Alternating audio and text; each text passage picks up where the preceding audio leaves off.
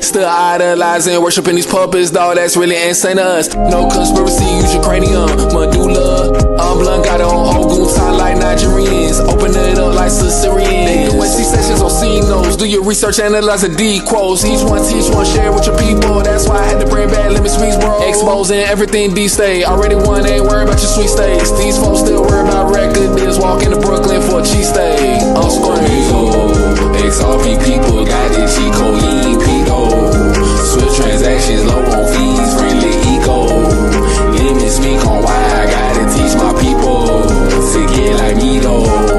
Whoa, Nizo. XRP people got it, Chico, you ain't Pico. Swift transactions, low on fees, friendly eco. Let me speak on why I gotta teach my people to get like me though. Show these folks how to set up their wallet. Drippin', droppin', bro, no fair faucet. Take it off the exchanges and lock it. Capital One, bro, what's in your wallet? A lot of XRP, a lot of XDC, a lot of XLM. Man, best friend, look here, dog, if you wanna extend your generational wealth, you gotta spend. Not too expensive, dog, it's real cheap. Focus and finish, you gotta complete. Intermittent fasting, watch what you eat. Gotta stay 10 toes down on your feet. Tune out distractions, get to the street. Can't be lusting on every free. Focus on family and your little seed. And don't forget, listen to LemiSpeakBroadcast. XRP people got it, Chico, you ain't Pico. Swift transactions, low on fees, friendly eco. Let me speak on why I gotta teach my people to get like me though. Whoa, Nizo. XRP people got it, Chico, you ain't Pico. Swift transactions, low on fees, friendly eco. Let me speak on why I gotta teach my people to get like me though.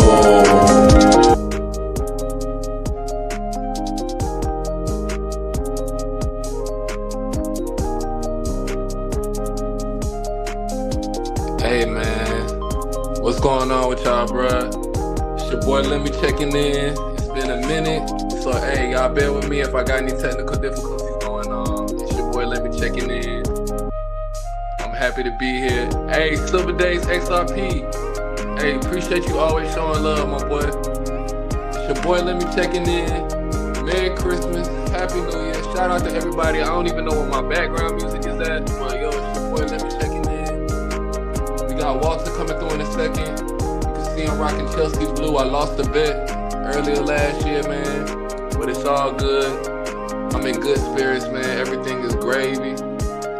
Oh, audio good, video good. Hey, Silver Days XRP, man, you my boy for real, bro. When we get XR paid, I'm gonna need you to holler at me, bro. Holler at me. Let's link up, man. When the XR pays come through, you know what I'm saying? Or the dividends come through from my investment. Cause I'm trying to be retired by 2030, bro. I got 5 more years to work, bro. That's how I see it, man. Five more years and we done working. You know what I'm saying? Oh, Walter's coming through. Walter is here, so let me go ahead and add Walter to the stage. Damn, I need that link to pop back up. Where the hell he go? It disappeared. Yo, Walter, bring the link back up. Hold up.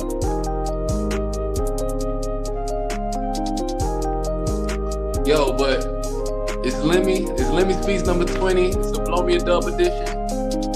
You know, I'm rocking Chelsea blue. I gave up on sports. A lot has transpired since you last seen us, man. But it's all good, and I'm all smiles, bro. We living. And we loving life. going on?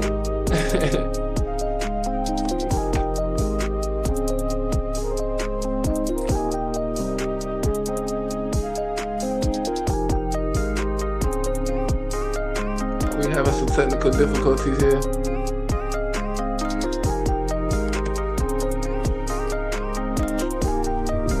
Yo, Walt, what's good?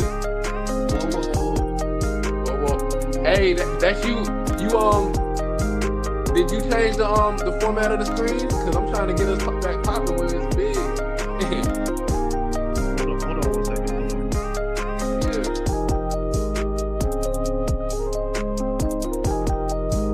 Whoa, though, man, what's happening? Not much. What'd you say?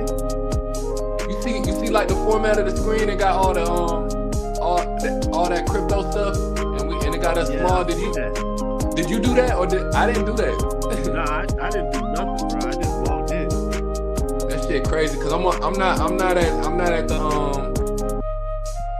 at the hub right now. I'm not at the headquarters. So this thing is kind of different. Nah, we live. Nah, we live like hell. Yeah, it's all good though. But shit, man, what's going on, bro? I'm gonna figure it out. What's going on with you? Man, not much, man. Ain't shit popping. Oh, I see the Chelsea jersey.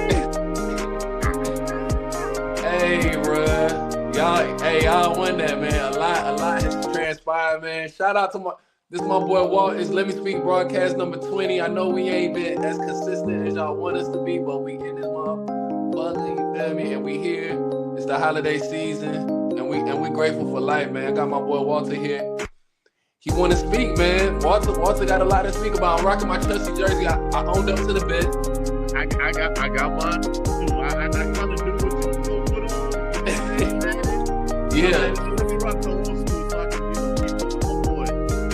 You know, we might go back in the memory lane just cause, and y'all might maybe like sports again, cause I don't fuck with sports right now. Fuck sports. I'm on that campaign. Fuck sports. I don't rock with sports right now, and that's how we rocking. But we know we gonna chop it up. I mean, what's the beef with the sports though? Why? Bruh, it's like a roller coaster ride for me, man. Like I grew up an athlete. Like I played basketball, baseball. I grew up, doing this shit, and it's like now I'm a grown man, and you know. You live and you learn. You start to learn things. You're open-minded to things, and you start to see what the world really is, and at the end of the day, we're all actors. We're all chess pieces on the chessboard. You know what I'm saying? And I'm gonna kind of speak in parables here and speak in third person, and then if we want to excavate, we can excavate. You know what I'm saying? But for so long, at some point, shit just get old. You know what I'm saying? And I feel like the conveyor belt of sports, and I feel like athletes are like some of our biggest actors. Like, sports has become a distraction. It's become so clear that like they're being paid to almost, come to a conclusion for the elites. You know what I'm saying? Don't get me wrong, these athletes are talented. That's why I say it's 50% talent, 50% rigged. I feel like there's the game is orchestrated, and it's orchestrated to perfection. Like these people have perfected their craft, and I'm at an age now where I can see through it. You know what I'm saying? And I'm just giving you a thesis because I can go deeper. But Can you see what they have today? I can't really see the letters. I can't see the letters on it. Let me reduce the brightness. All right. Let me reduce the brightness on the screen. You need to see what it says. And we going no music on y'all because I like the vibe. I already like the vibe with the no music. Like I can hear you. You can hear me. It's clear. But you see where I'm going, right? I'm not a madman, right? I mean, I get it. it's no shade. It's no shade to my partners who love sports and watch sports and soak it up. Cause what somebody's gonna tell me now in this day and age, they're gonna be like, man, oh, it's just entertainment. I'm just being entertained. Well, you know what I'm saying? My response to that would be like, yo, I don't want to be entertained by that. It's other things that might entertain me. You feel me?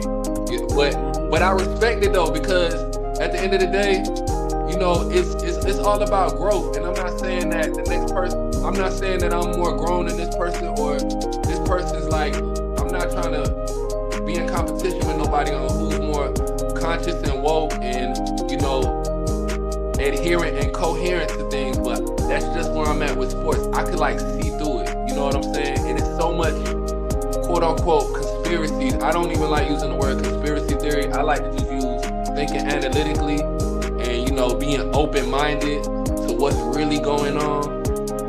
And it's just like, man, I'm turned off. Like, you, for instance, when me and you linked up, when you came to the headquarters, the basement, and you seen the setup, and you was like, man, let's do this. Like, you're the reason that I really got back into sports, because I have been gave up on it. I make music about this. I talk to like my closest friends about this. Like, we go. Hey, Lemmy. What's up? Do this. Turn the music down just a little bit. Oh, it's overshadowing your voice. Oh shit! I didn't even know the music was on, bro.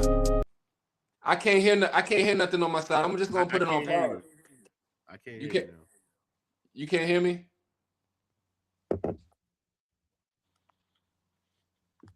Can you hear me now?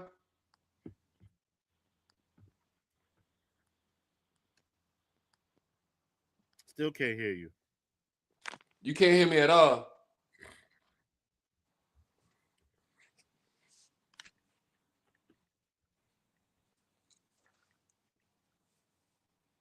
Can you hear me now? I cut the music off.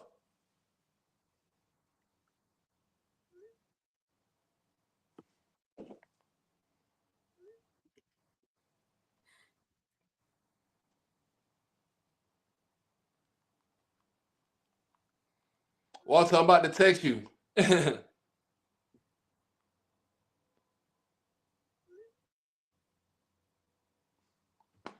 So still can't hear you. Still can't hear you. Look, all right, look at the comments, because people say they can hear me. Nothing. I'm not at the headquarters, man. Hey, I'm on the road right now. I'm doing this joint from a phone. Huh? I'm doing this joint from a audio. Your audio is out. Really? Damn.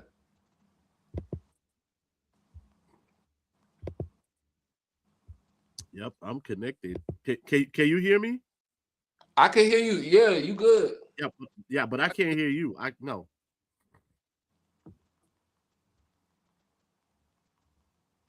People say they can look. Yep, I can't hear him though. Is my headset? Yeah, because they say they can hear me. I could hear him earlier before I told him to turn it off and turn up the music, but now I can't hear him at all. And I'm cutting the music off. I thought I had the music off from the beginning. But apparently I had the music on. Let me see something real quick. I'm just gonna turn it down. Yeah, I don't know why I can't hear you, Lemmy. Check your headset.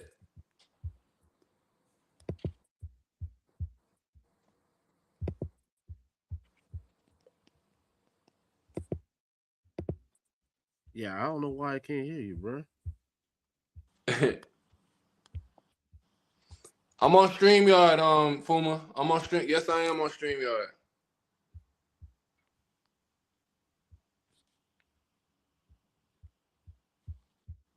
And I'm on an iPhone. I'm using StreamYard. Yeah, that's what old boy just asked. I use the StreamYard. I am. Yeah, I might have to back out and come back in. Yeah, that's what I was thinking too. I'm about to do that real quick. All right, for sure. Let me back out and come back in. I like the chat up here too. I like the chat popping up here on StreamYard. That's pretty cool.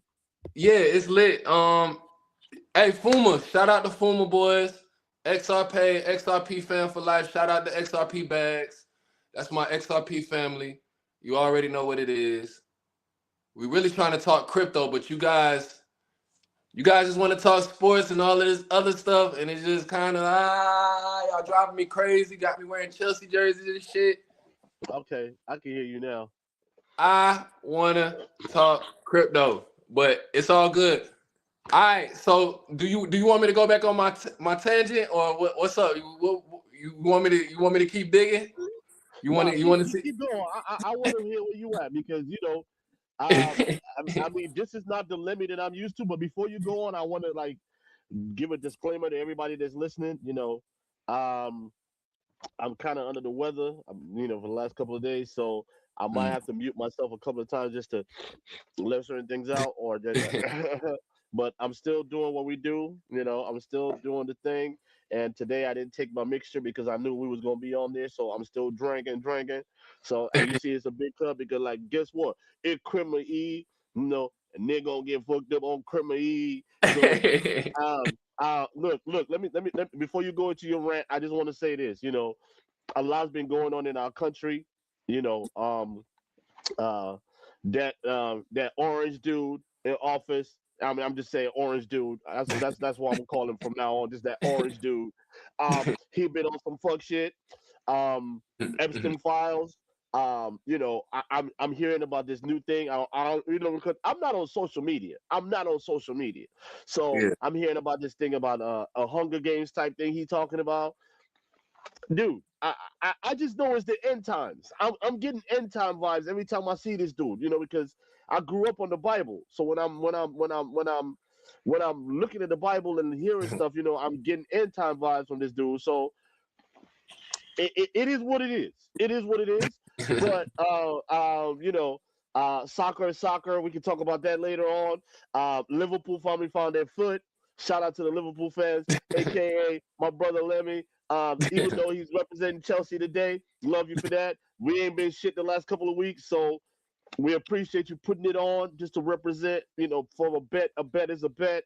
So Hey, I'm gonna what's let it Lemmy at? speak. Let me What's it speak. at? Sid working, but he said he might chime in from time to time. So he's like, Oh I think he said he's yeah. sending the link. So I'm gonna send it to him because he got he dealing with UPS workers today. Yeah. You're dealing with UPS. See, we real people here. We work, okay? We have jobs. So he dealing with UPS workers today. My boy didn't want to come on. He got family stuff going on, so he can't really come on. But I'm gonna shoot him the link though anyway. But yeah, go ahead. Let me hear you lay it down because this is not the Lemmy I'm used to. Yeah. I mean, I'm kind of disappointed, but you still my dog. I roll for you 100. So it is what it is. So just speak your mind. Let me hear you rant and rave. Don't be disappointed, man. Like it's Oh all no, an no. act. See, I'm gonna mute myself so I don't have to say shit because you know me, Yeah. I'm gonna be rebutting. I'll be like, no, let me, don't do that, don't say that. But I love you too much for me to let you know, you know. So yeah, I'm gonna just mute myself. And I'm gonna let you say what you gotta say while I It's deal with the insides. That's that's rocking over here on the, yeah, but whatever.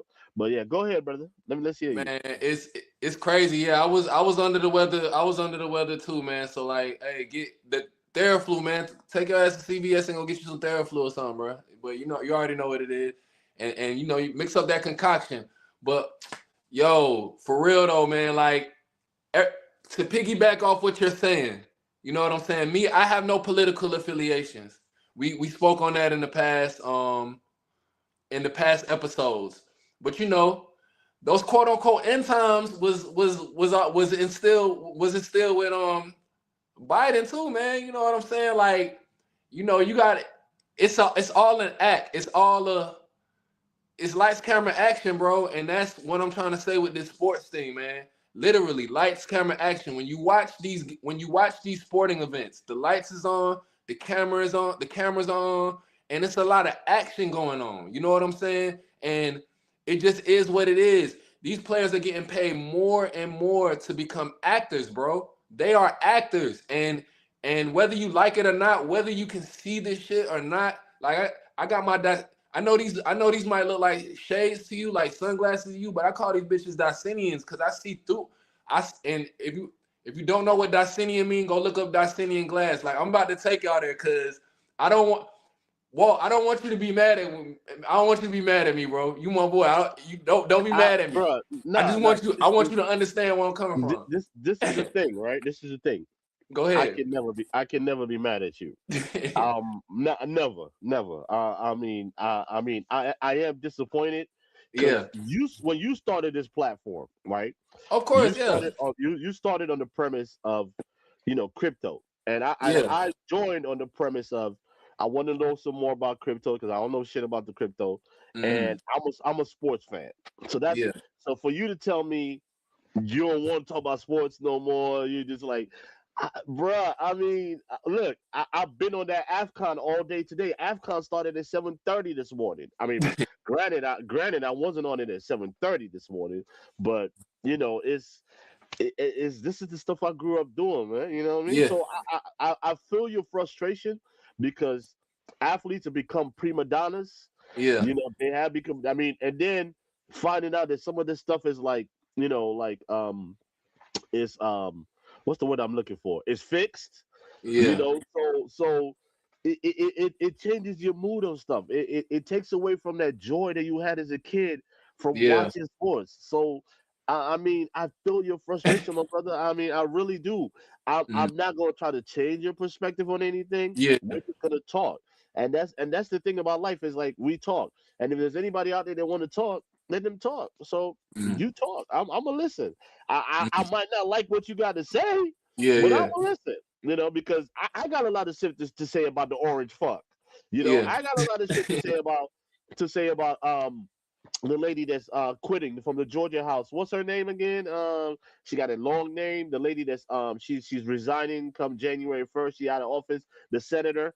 So yeah, she resigned. Oh, she's from Georgia? Yeah, she's from Georgia. She's a big Trump supporter too. Well, she started off as a big Trump supporter, but now she's talking so much. She's talking mad shit about this. She's a big orange motherfucker supporter, but she talking so much shit about this orange fucker right now. It don't make no sense. So put it in the comment. Put it in the comment section. All right, so I'm finna keep it 1K, Walter. I'm finna keep it 1K with you because I got my crypto people in the building, and I know. My crypto people. Shout out to the crypto fam. I can see I got some of my XRP family in the building, and I'm not gonna say that they fully endorse Trump or we fully endorse Trump, but there's a reason why we're rocking with Trump because at the end of the day, I'm a black man in America. And I'm not, and like I said, I'm not politically tied to anything. I know that Donald Trump is an actor. I know that Joe Biden is an actor. These Democrats and Republicans and these politicians, they're some of the biggest actors in society right now. They're like the biggest puppets in the game right now. But this orange puppet, the reason that I favor the orange puppet because whatever how can I say this agenda that they assign him to, whatever script that they gave him, it's favoring my investment in crypto, and I'm all about my paper right now. I don't know if you heard what I was saying when I first came in. I'm trying to retire in 2030, bro. I'm on a 5-year plan right now. Like all of the research that I've been doing, all the investments that I've been making, and this shit is real serious. And by the year 2030, I don't want to work again. And it's more like 4 years, brother. It's more like 4 years. Yeah, you're right. The countdown is real. So the countdown is real like a motherfucker. The orange puppet. I know a lot is going on, and okay. It's order. I like that one. It's order out of chaos, bro. It is order out of chaos. I think that shit is on the dollar bill or some shit like that. That is what these people thrive off of. It is order out of chaos. It's gonna be so chaotic, bro, that your head is gonna spin. your head is gonna spin. But if you see, but if you can see through it, if you can see through what's going on and see through the bullshit, then you gonna win. You know what I'm saying? And that's why Let Me Speak was created, because I wanted to give my people the upper hand on what's the upper echelon or what's going on. Like my XRP family here, like Fuma, like you see how Fuma them came in here, like, and they got us to the next level as far as our discussion is concerned. Like that's what I'm trying to do, get my people to that next level of where they can feel comfortable about their future, because these puppets, these people who have been put on set and put in place to do this, that, and the third, they're here to lead us off a cliff. Hey, who's Fuma Boys? He's one of my XRP. He's somebody from my XRP. Hey, Fuma Boy, shout out to you, man. You right. You real, man. I like it. I like whoever that is. I like his comments. You know what I'm saying? Yeah, for sure. I like his comments. So he said don't read the chat. I'll get you. So anyway, look. Okay. I'm Nigerian, right? But I'm also American, right? Because I've lived in this country more than I've lived in Nigeria, and I'm also an American citizen, right? So I can weigh in on some of these things, right? And one of the things that's interesting to me, you know, Orange Boy done made them Orange Puppet done made them change the name of the Kennedy Center, because it's now the Orange Puppet Kennedy Center. You know that. I don't know if you know that. So I didn't know that. Nah. Yeah. Dude, I mean, okay, the Epstein files. Let's go there. I want to go there. Let's go. Let's go there. Okay. Now, you have a guy that was a criminal per se, that was waiting on trial, being held in prison, that mysteriously committed suicide. Now, this is the thing about that whole shit with Epstein for me, right? I think a motherfucker that rich and that vain wasn't gonna kill himself for no damn reason. But let's just say he did, right? Let's say he did for the sake of argument. But the people that are on that Epstein files, the power that's in that Epstein files. Name some names. No. I want to live, nigga. It's Christmas Eve. I want to live. I don't want the FBI and CIA and NSA showing up at my house. Shit, they can track my IP address. They know where I live. Y'all know where I live, goddammit. Come get me. I mean, shit. The shit public. It's public, bro. It's public.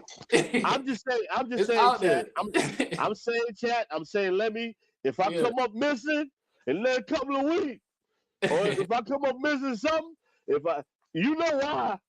Because my ass gonna open my mouth and say what I gotta say, and then I'm sick too, and guess what? And I'm on that yak. Oh hell no! You know I'm loose, and I got this little thing going on over here. Even though I can't do the other thing on there. But I'm just saying. Okay, Elvis. Okay, Elvis. Hold on. How do you release the Epstein files, right? You release some files, right? There's a picture I just saw online. I mean, on the TV today. It was 2 pages, right? Yeah. Everything on the page is redacted, but one line, at least half the line, and then the next page, everything's redacted, but the first line. Fuma Boy said, we just gonna revoke the citizenship. Fuck you, nigga. But yo, it's like, what about that one? You say I'm AT-alien. I'm definitely AT-alien, bro. Hey, you both. I'm definitely AT-alien. But you know, it's like, so for me, it's just like, you know, I'm like, everybody I'm around though, people I'm around on you know, they're on social media. So they keep telling me, hey, this person doing this, this person doing that. You know, Hunger Games shit coming up. This, that. My brother, I'm lost for words. But I don't let that smoke bother me, because at the same token, I still got bills to pay. I still got kids to feed. It Christmas. You know what I'm saying? I got the gifts got to pop up from somewhere. You know what I'm saying? Of course. So I ain't Santa Claus. You know, Yeah. I'm just a hardworking black man in the United States of America. They ain't really worked in like 3 weeks either, because it's the end of the year.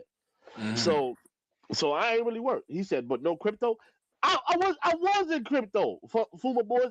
I had Bitcoin, but I sold it. Shit. Talk to him, Fuma. Shit. Fuma, for the record, Fuma. And nigga I've had been preaching XRP to this man. I've been preaching XRP to this man, and you know I have. You know what my name is, Fuma. I'm XRP Lemmy, for Christ's sake. And that man got the nerve to say Bitcoin to us, but I digress. We're gonna let Walter keep going. Cause it's gonna hit him sooner or later. I just thank God that Walter's my friend. Cause when it hit, it's gonna hit, and we all gonna be rich. You know what I'm saying? Like, but we need to get him on the XRP train, the XLM train. We need to get him. But okay. So go ahead.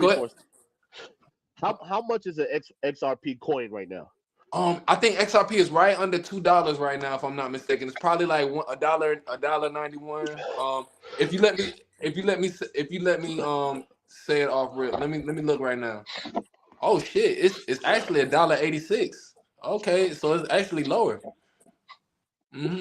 Okay, so $1.86 for one XRP. When you got into it, how much was it initially?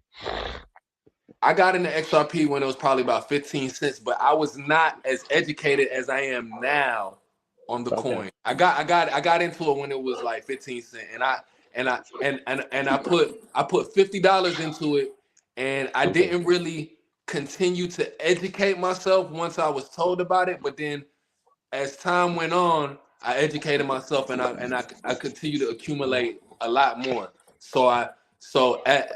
But I rarely bought over $1. I rarely bought over $1 because I've been in it for so long under $1. But when Trump became president, and this is what I'm saying, like whatever script they got Trump under, Trump is the crypto president. Trump is the president that's gonna make. He's here to keep. And I hate to break it to you, he's here to keep those confused. And push that order out of chaos negative to the limit, but then he's about to make a lot of people rich. If you're not paying attention to the order out of chaos foolishness, and you paying attention to where the money is going, his script is out there for a lot of people to make money. And I'm talking about generational wealth money where you won't have to work again. And it's already been proven, because you have people who've already made, who are already that deep into the investment, that they're already rich. And I have friends, like shout out to my partner XRP Bags. I have friends that don't have to work again. They don't have to work again because of these investments. Because they seen it, and I ain't even talking because of Bitcoin. I'm not even talking about Bitcoin no more. I'm talking about XRP. If it just take a little bit of research, I know, and laws are being passed right under your nose, right under our nose. Laws are being passed by the orange puppet right now, and it's being overshadowed and clouded by all of the foolishness, because that's what it was made for. It was made for that. The links. Let me drop. I got you, Fuma. Let me drop these links. I got you, bro. How the hell do I get this link? All right, there you go. Boom. Yeah, man. This Let Me Speak broadcast number 20. Someday at Christmas. Tomorrow's Christmas, man. If you're gonna do anything for Christmas, man, buy yourself some crypto. Invest in your future, man. Invest in your future. I started this Let Me Speak broadcast. Me and Walter been butting heads on the low, but that's my guy for sure. on the low.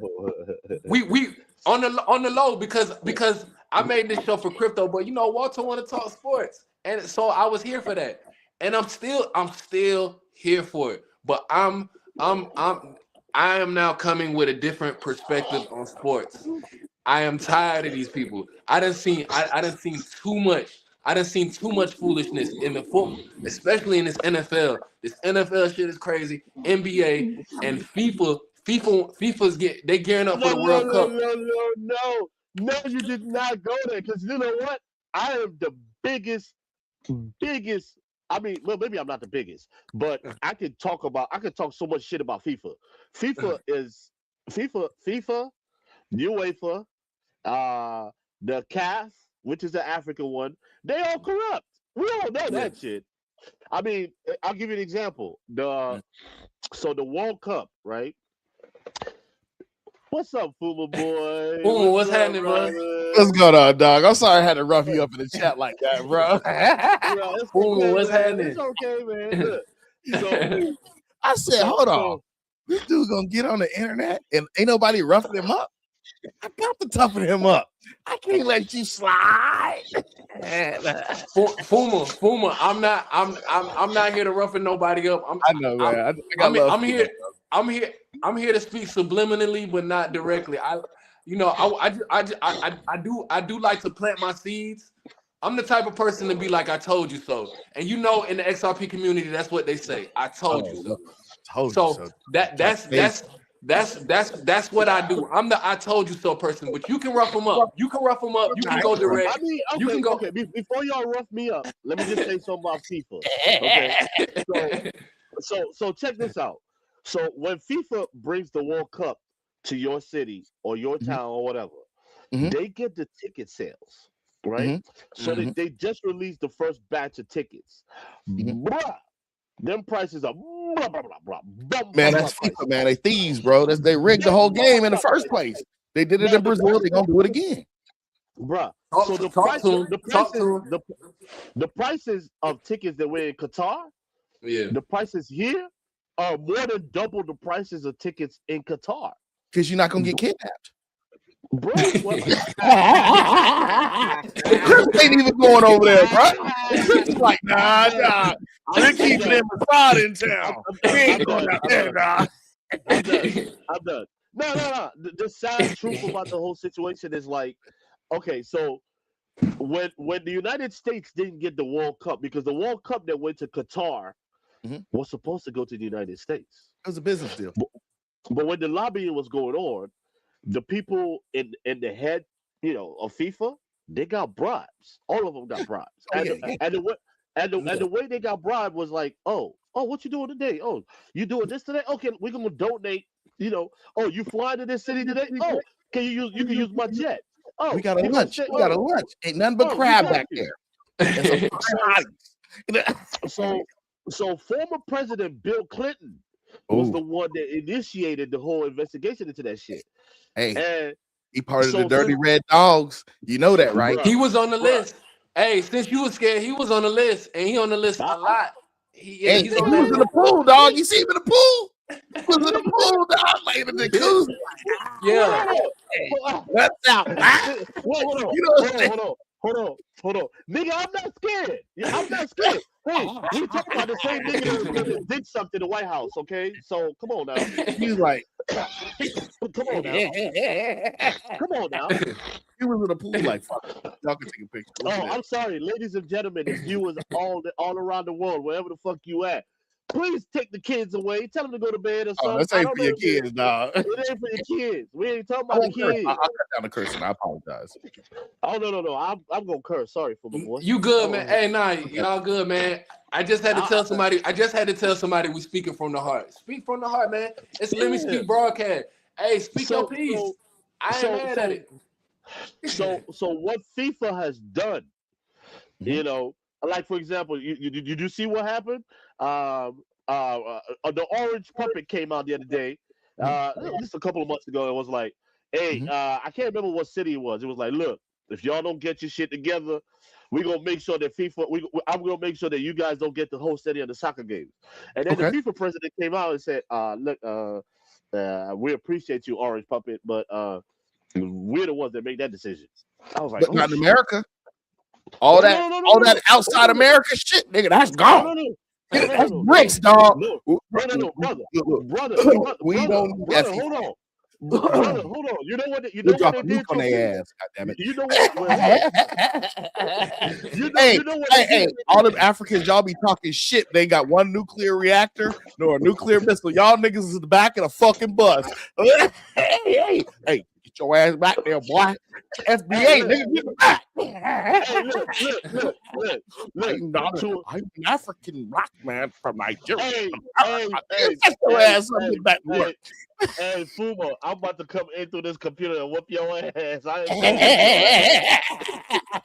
man, I ain't gonna lie, I'm a troll dog. I'm a troll dog. No, you good. But you know, for them to appease the orange puppet so he can keep his mouth shut, they gave him the FIFA award for peace. Yeah, get down, motherfucker. Yeah. That's where we at now. Get down or get down. What you want, motherfuckers? You used to sleepy Joe Biden. You used to that motherfucker in the back napping. You used to the old girl running around talking about she's securing the border, ain't doing shit. Can't speak a damn lick of English. Talk to him. She claimed she black, but she wasn't black.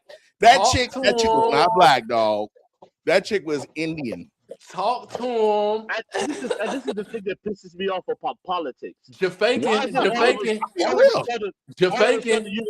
want to pull out the race card. Man, shut the fuck up. You don't want to pull. Okay, we can leave race out of it. I'm about that money card. No, fool. I'm not talking about you. I'm talking about her.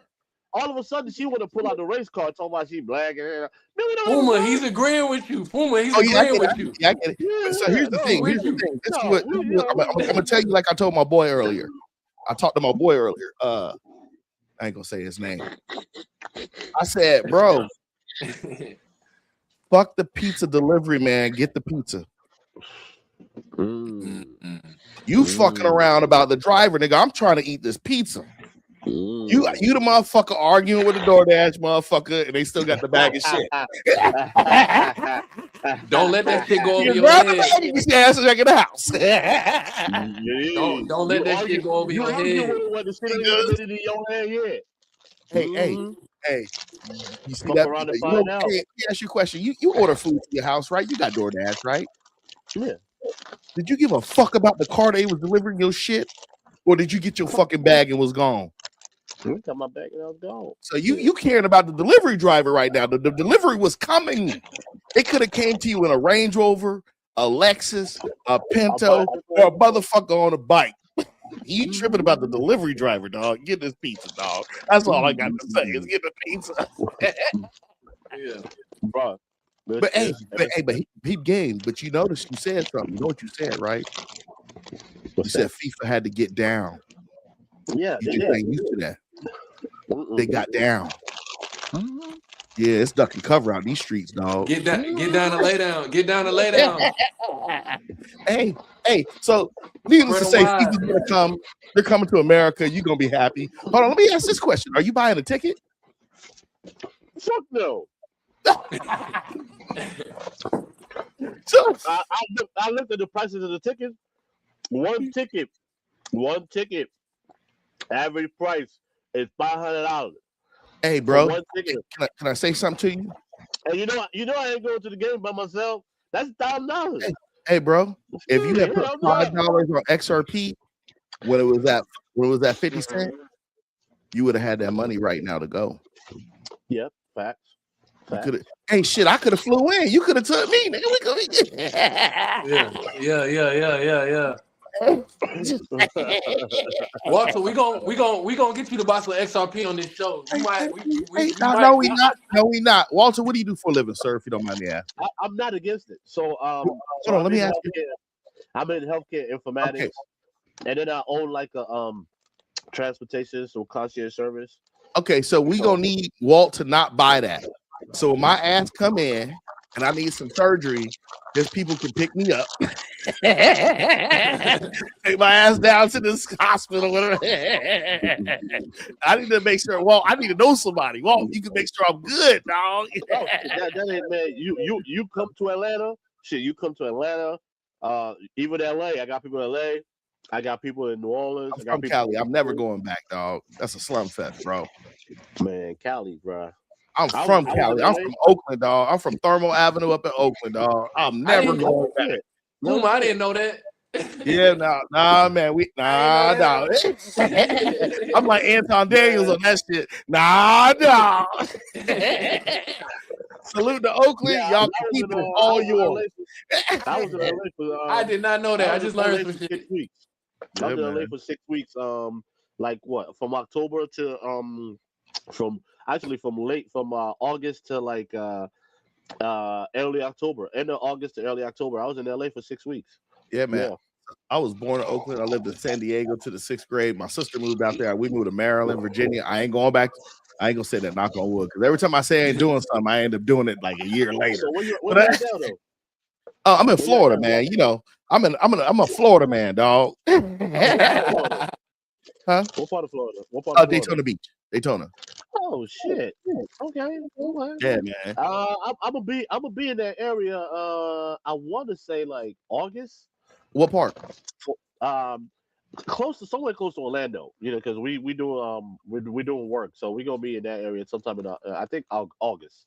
If you August, yeah, I'm in between Daytona and Melbourne, Florida. So I work out of Melbourne, so I go down there and I got a little spot and kick it and do whatever, go to work. So I worked in Ocala for like 3 months. Hey man, you might as well just move to Florida at this point. Hey, Walt. So I was in Florida. I was in Florida twice this year too. I was in what's it called? Port St. Lucie. Oh yeah. And then I was in Pensacola too. Yeah, man, I got family in Pensacola. That's some crazy shit there. Watch out there now. It's a different thing in Pensacola. What's good in Pensacola? What's going on in Pensacola? I can't say it on live stream, bro. We got to talk about that. I got to go back there. So, like I said, we was in the project in Pensacola, right? Oh, you was in the village. You was over at the village. No, the Villages is in that's no. It's called in Pensacola. It's called the Village. It's next to a big shopping plaza. There's a strip club across the street from it. Okay, so I never went, but I wish you could see my hat. My hat says, "She said no strippers." That's what my hat says. Okay. Anyway, so you okay?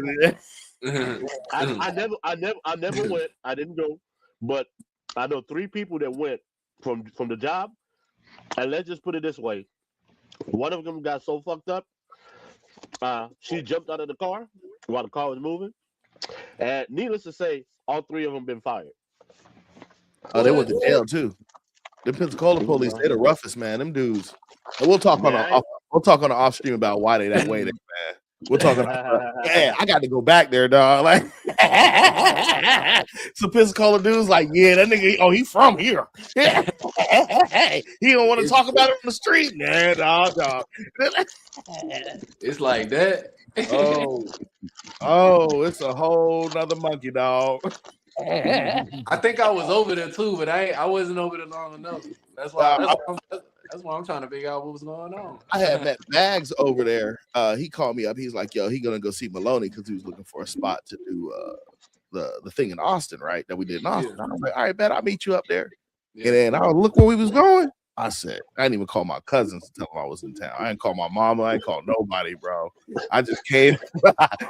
Came in with a low profile, looked for a couple spots, and left.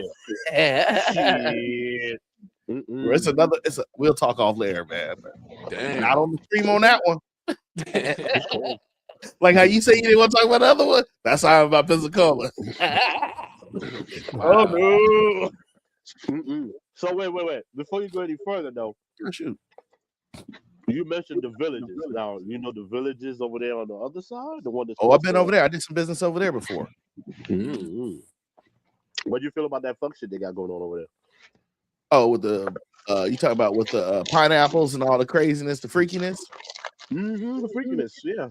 Oh man, I'm gonna tell you about the Villages. I don't care about their freakiness. If you got your own business, you can make a bag over there. Really?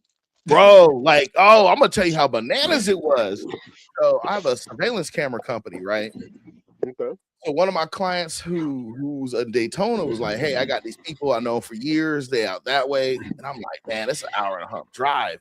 So I called my other partner up who's in cameras, and he was like, "You got a contract over there?" I said, "It's not guaranteed." He was like, "You need to go." He's like, if you got to take off from your regular job, you got to go. Went over there, and it's a chain reaction. If you go over there, it's a chain reaction if you're doing something. So this guy was like, he wanted cameras up, and the things are so small, the houses are so small, they side by side. So I was like, yeah, so like quoted him an 8-camera system, good price. He was like, done, cash, bomb, or check. Next, his neighbors came out. Hey, what y'all looking at? He's like, oh, cameras. Oh, let me take a look at mine. I want one too. Bomb. I was like, oh. And then they just keep going. So I haven't gotten any gigs out there for a while, but if you get one, you're gonna get 3. So if you installing toilets in the villages and you got a toilet on your truck, take 3 or 4 with you.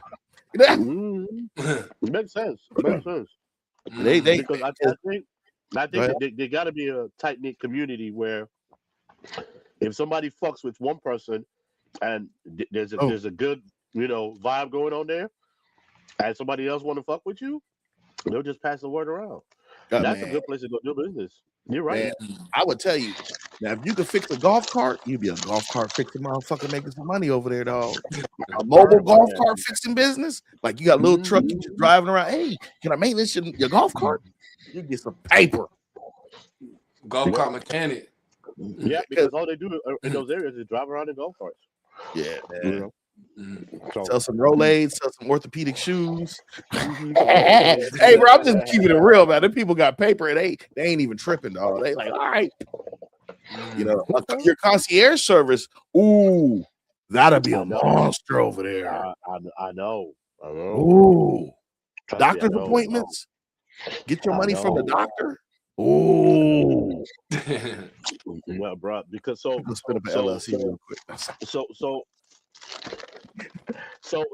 COVID hit, that business kind of went into like the back burner, and it's not a need, it's a want, it's a luxury. So it's not like, oh no, this guy got to be here to make sure everything's good. This guy it's I can do it myself or I can drive myself. So that went out. I know, dude. So yeah, I know, dude. But I'm still in it. I'm still in it, but it's as needed. That is what one of my old clients reach out to me, and being that I'm always on the road, I got like a good network of people that I trust. Like literally my best friend that I grew up with, that I've known since bro, I've known this nigga for almost 40 years, and we do the same. He got into it because of me, so he's still in it. So when I'm on the road and I need somebody to handle my business, I just reach out to him and he handled it. So it's not the same, because let me tell you something. When I was rolling, bro, when I was rolling, couldn't keep him out the car. I'm booking flights on private planes. I'm flying with my clients to different cities, destination, and making sure there's another car waiting for us at the airport by the time we land. And the crazy thing about it is, we're in another city, another town where we don't know nobody, don't know shit. They're like, oh yeah, Walt, you get in the front, you drive it. It's like, oh, I'm like, okay. I'm staying in the same hotels, the Ritz-Carltons, all of them. I'm staying 4 seasons. I stayed in Star Island in Miami for like a week with one of them. I mean, even somebody that's doing prison time right now, they just got arrested for doing the baby oil shit. Yeah. Oh, you was with the baby oil? Oh yeah. I ain't getting the baby oil, stuff. But take that. Hey, I'm gonna keep it funky with you. No matter how freaky ass Diddy was, he was a shit back in the day, dog. You gotta admit that motherfucker. Like, let's just keep it funky. A legend. That motherfucker was glittering and jumping around and shit. Motherfuckers act like Diddy wasn't the shit back in the day, dog. Can't nobody hold me down. Oh no! Jumping out of the closet, jumping around. Hey, I got a question though. Did R. Kelly and P. Diddy do anything? Do any songs together? Lord. Ooh, I think they did. I'm not sure. I don't remember where they did a hit together because they both legends in their own right too. Hey, they both legends, bro. Bro, I'm gonna tell you something. I knew R. Kelly was going to jail for a long time. So I'm gonna tell you, it was back in 2004, about 2003, 2004. R. Kelly was coming to Orlando to sing, right? So, we got the local radio station back then. It wasn't really syndicated. So the local radio station was like, yeah, R. Kelly coming to Orlando. Everybody make some noise. So people like, yeah. And then dude was like, one of the calls was like, yo, we got a caller on here telling me he like young girls. She was like telling like, he's like, what? And he's like talking to the radio, but we can't hear him. He was like, yeah, boo, boo, boo. And he was like, ask these questions. So they asked the questions. And it was like, well, get the phone number they gave you to call. Like they was going negative. And then mad callers start calling in. Like young chicks were like, yeah, I know about R. Kelly. And they was like, hold on, we're gonna put you on the side there. And then they was verifying the number on literally in real time. You heard the radio guys play. Oh snap. I think the allegations are real. They all got the same phone number they've been calling, dog. I was like, he going to jail. Because in Florida, Florida's a different monkey, dog. Y'all, I love Atlanta. Don't get me wrong, I love Atlanta. Y'all got the best of everything. Even y'all got too much certain things, but we ain't gonna go there. But that ain't Atlanta fault, by the way. I'm gonna speak up right now. That's not, and that, Puma. You know Atlanta's not comprised off of that. You know why I can't never move to Atlanta, right? Hey, Puma. You know why I can't move to Atlanta, right? Hey, Puma. I've been in the streets of Atlanta for like 30 years. I can never move to Atlanta. My company been running for like almost 17 years. Right. So I've been out here in these streets. I've seen it all. Bro, hold on, you must not be married. You must not be married. Oh, I was, but Yeah, keyword was. Hey man, I said everybody I know go to Atlanta. They go single, bro. They like, nah, I ain't married. Bro. We do what we do. Let me tell you something about Atlanta, right? I don't even go out. Like, I don't like to go out in Atlanta no more. The females is creeping in your house looking under your bed for you. Yeah. Yeah, we don't go out no more. I don't go out no more. You see how serious my face is? Oh, I'm serious. I'll tell you a story. Bro. I'll tell you a story. So a friend of mine, he used to live in Atlanta. He was a pharmaceutical sales good food. So he's like, what you doing, man? I'm like, nothing, chill. He's like, why don't you just come on hang out with me? I'm like, all right, bet. Flew up to the A, get off the plane, get some food, drinks. He's like, man, I got to run to the bank. You want to run with me? I'm like, yeah, why not? We go to the bank. So we walk in the bank. He goes to the teller. I go sit on the couch. And then she's the president. This chick, she's a president. Very pretty, very pretty sister. Walks back and forth, right? So she's looking at me, and I'm like, damn, do I look like I'm about to rob the place? So she come over like, looking at me. Yeah, man. Why he did it amazing. Why your boy standing there? You remember that? Bro, so I'm sitting there. I got, I'm married, so I got my ring on. So she's like, can I help you? I'm like, nah, I'm just here with my boy. And then she looked, I said, no, that's my fraternity brother. No, I ain't. Nah. I said, nah, I'm married. I got a wife and kids, man. Nah. She was like, oh. I was like, nah. So she tried to talk, and I was like, nah, baby, I'm married, baby. Nah. I was half, and I can't do that. It's Atlanta. That shit don't matter here. I know. I've seen it. That motherfucker was aggressive. I like, baby. And the thing about it in Atlanta is, if you're married, they know, like, oh, okay, shit, that means he got somebody to go home to. That means I can kick it with this nigga on the outside on the streets. And when I'm tired, I can just send the motherfucker home. Yeah. You an asset. They could smell that shit on you, bro. They probably could. Nah, Bruh. for real. Nah, for real. When I was married and out in the streets in Atlanta was when I got the most attention. Ooh. All the times that I was single and it had nobody or nothing, nobody paid me no attention. But when I was married and out in the streets, nigga.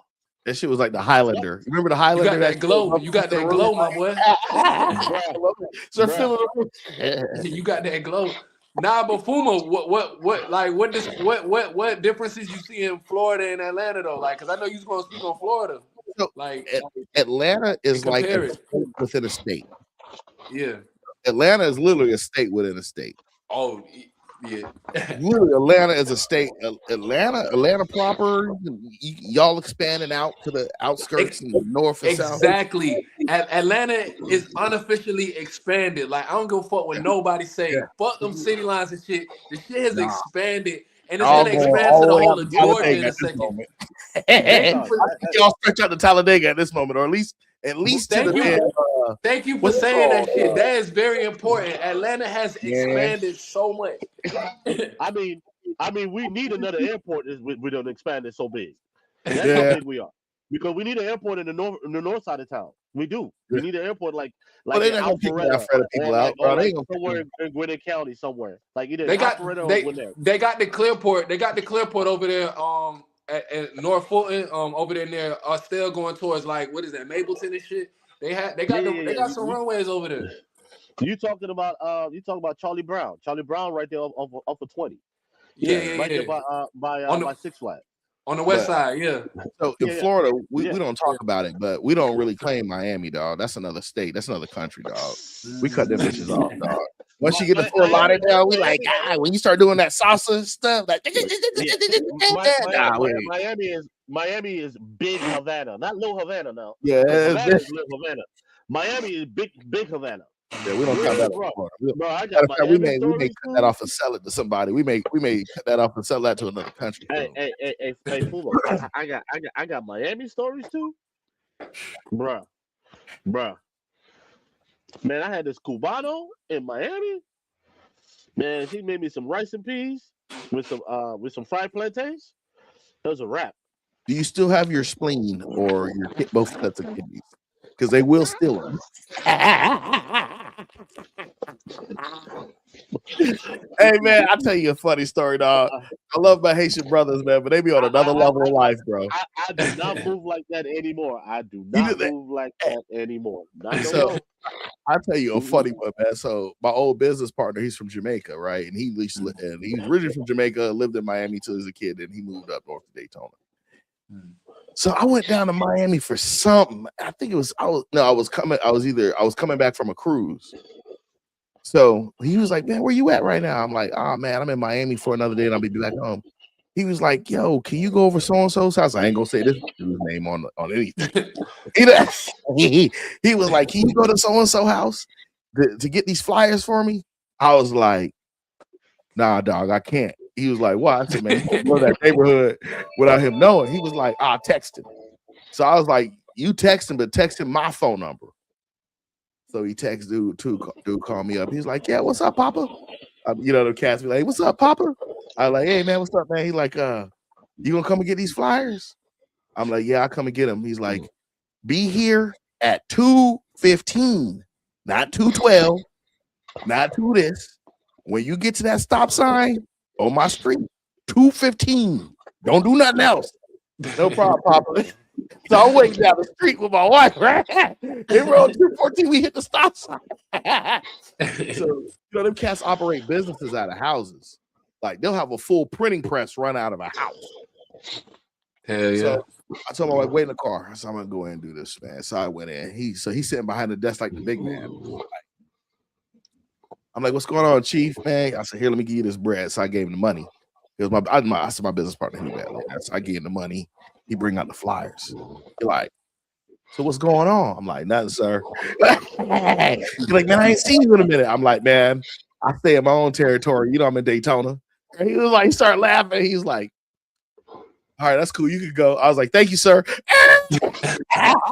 Hey, man, because one thing I forgot to tell you is like when we sit down the cut, the street is clear. Now this neighborhood looked beautiful. It looked beautiful. There wasn't no garbage nowhere. But in this part of Miami, it should not have looked beautiful. Right? So when we hit that corner, papa, and all the crew came out. I was like, oh shit. So we go up, boop, we came out, the cruise was gone. It was like Moses had separated the Red Sea. I told my wife, wait, never go back there again. There's places like that in Atlanta. Yeah, they run that, boy. I was like, oh yeah. United States. Okay, so I had this. So I'm gonna tell you this. I had this one client one time, right? And young boy, I think he's in prison right now. Either in prison or probably then killed. I think he killed somebody and he's in prison. I can't even remember his fucking name. But anyway, I got the link up through somebody else, somebody that I didn't fuck with in the past. So we're driving this dude, and this dude takes us into a neighborhood on MLK. He's like, look, we just gonna ride in here. Now, mind you, everybody in this guy's crew was strapped. He took you through the bluff? Yes. All right, yeah. He took me through the bluff, and then he took me through a neighborhood on MLK. And at the time, I didn't know what he was doing because the person that booked us they were shooting a music video, and the person that booked me was the director of the video. So I was wondering what was going on, and the director was like, "Look, we about to go in here. Let's make it quick. Let's get out." I'm like, "What are you talking about? Let's make it quick. Let's get out, bruh." So as we pulled in 4 SUVs, black SUVs, deep, all Escalades, deep. I'm in the front, right? And I'm like, so when I pull in, as soon as we pull in, everybody starts to scatter in the neighborhood. It's an apartment complex.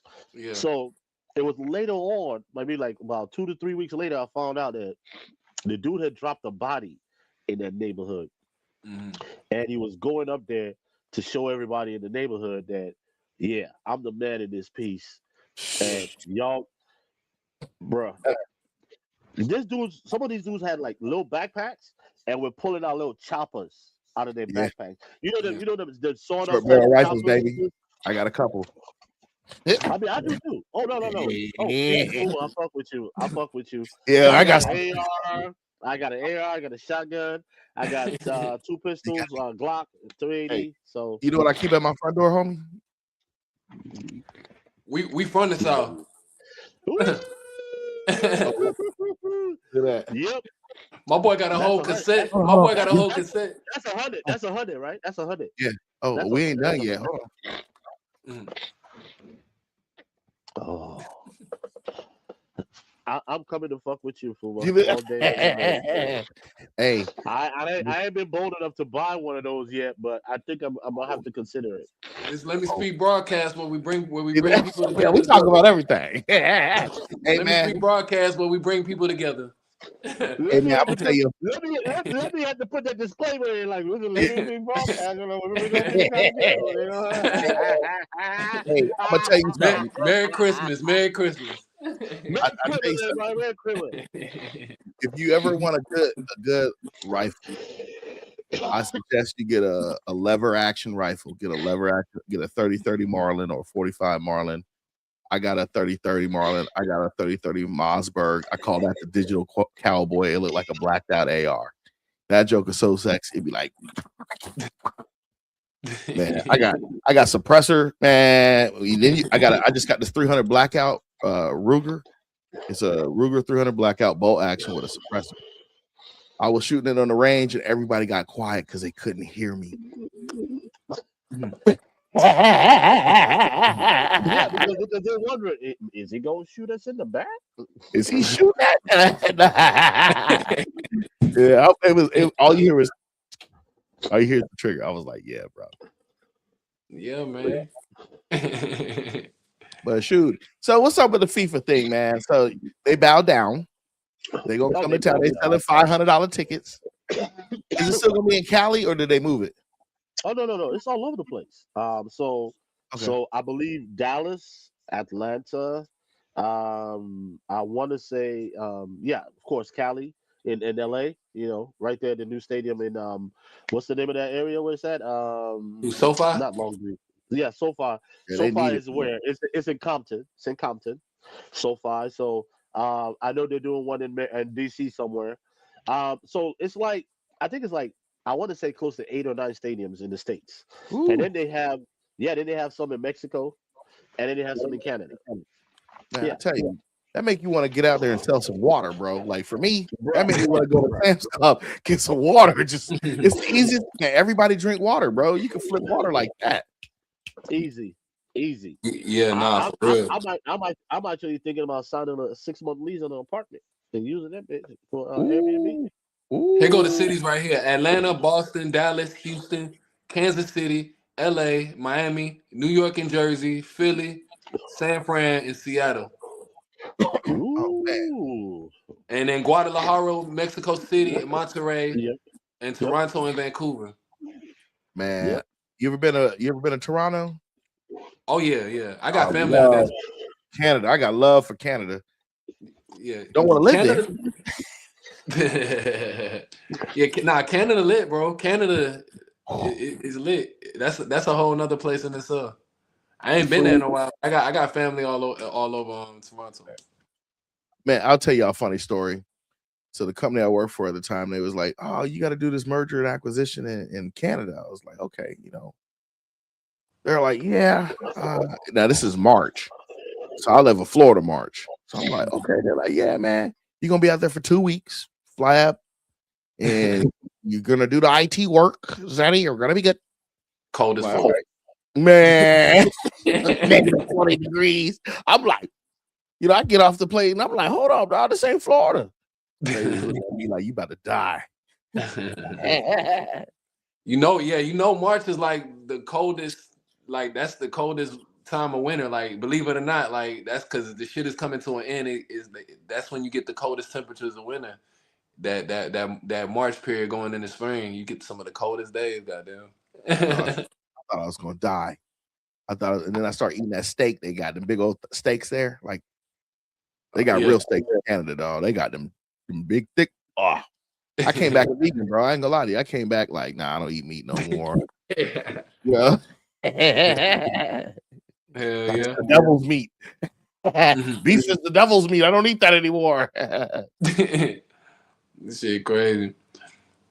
But nah, man. So did you ain't even beat Walter yet? I don't even think there's no need to beat Walter up, man. I think Walter know about XRP by now.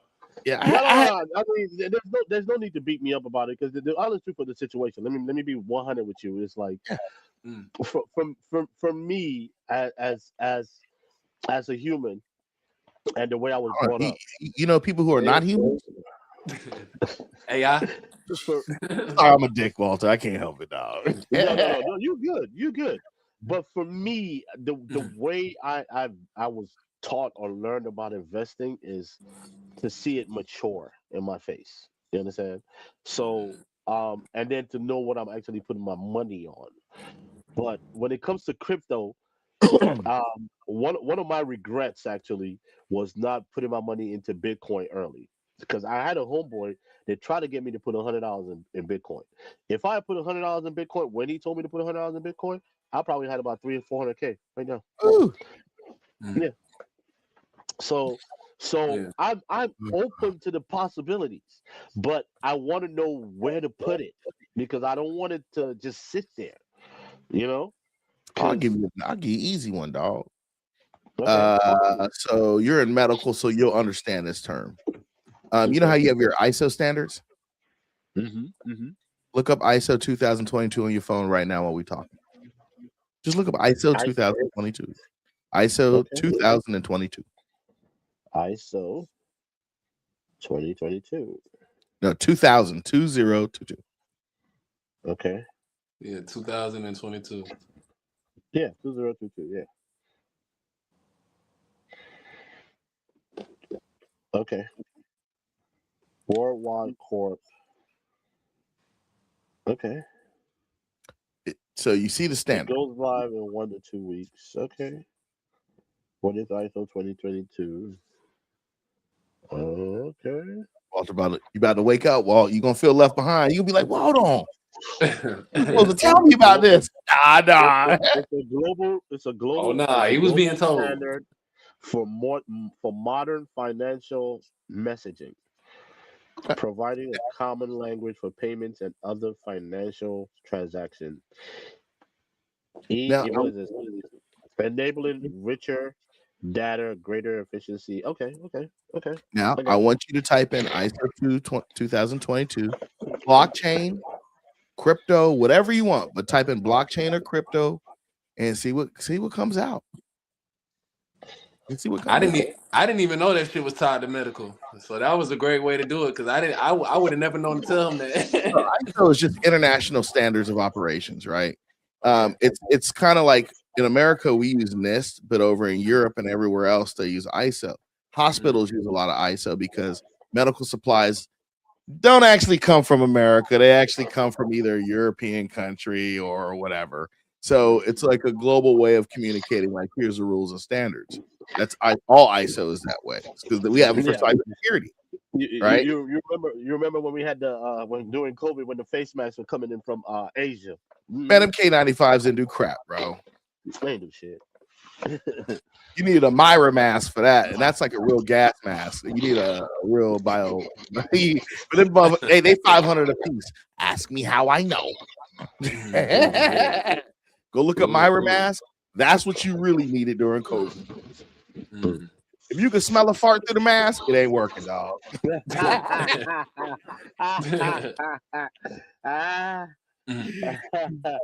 you can smell a fart, no, that ain't it. But if you look up ISO, it'll give you a list of. If you look up ISO, you got the international standard for banking or for communication with banks. If you look up ISO 2022 with cryptocurrencies or blockchain, it'll give you a list. That's where you put your money at. Okay. It ain't rocket science. Well, the good thing about this whole situation that I got going on over here is I got my brother Lemmy, I got my brother Fuma. Oh yeah, I'm here for you. And you know what? All I gotta do is pick up the damn phone. So I'm blessed. Now I'm going to tell you this. I'm not Walt. I'm gonna keep it funky with you. Lemmy ain't. When I get rich, we ain't gonna be talking, Walt. Hey, I'm gonna keep it funky with you. I'm like I don't know you, dog. I was like, what's your name again? I'm gonna have gold teeth though. I'm gonna have all. When you see me with all golds, that means I ain't talking to you. I'm gonna be like, I'm messing with you, dog. I'm gonna be ghost. I'm gonna be ghost. Shout out to Bag. Yeah, for real. I mean, I thought we was right there, bro. We cool, but I'm telling you to lock in now so we can stay cool. Lock in so we can be at the table. Look, how did look? We go hanging out, dog, and you can't afford to eat your dinner, dog. How that look, dog? You gonna be looking at me? Yeah, because there's gonna be some different dinners, my nigga. You gonna feel some type of way. You gonna be like, these dinners gonna be different. I'm gonna definitely feel some type of way. Come on, I mean, shit. Shit. You gonna be like, this motherfucker fool ain't even smart. That's why. And shout out to Fuma Boys because Fuma has his own he has his own platform as well, and I need y'all to tap in, follow Fuma because he's doing this thing as well. Get this. This is all documentation, public documentation. So when we get rich, you can't say we didn't tell y'all nothing. It's gonna be here. I got 20 episodes. Fuma got countless episodes where he's playing music, he's talking about it, he's trolling, he's doing whatever. XRP Bags, we got a whole community, bro. We've been doing this shit for years.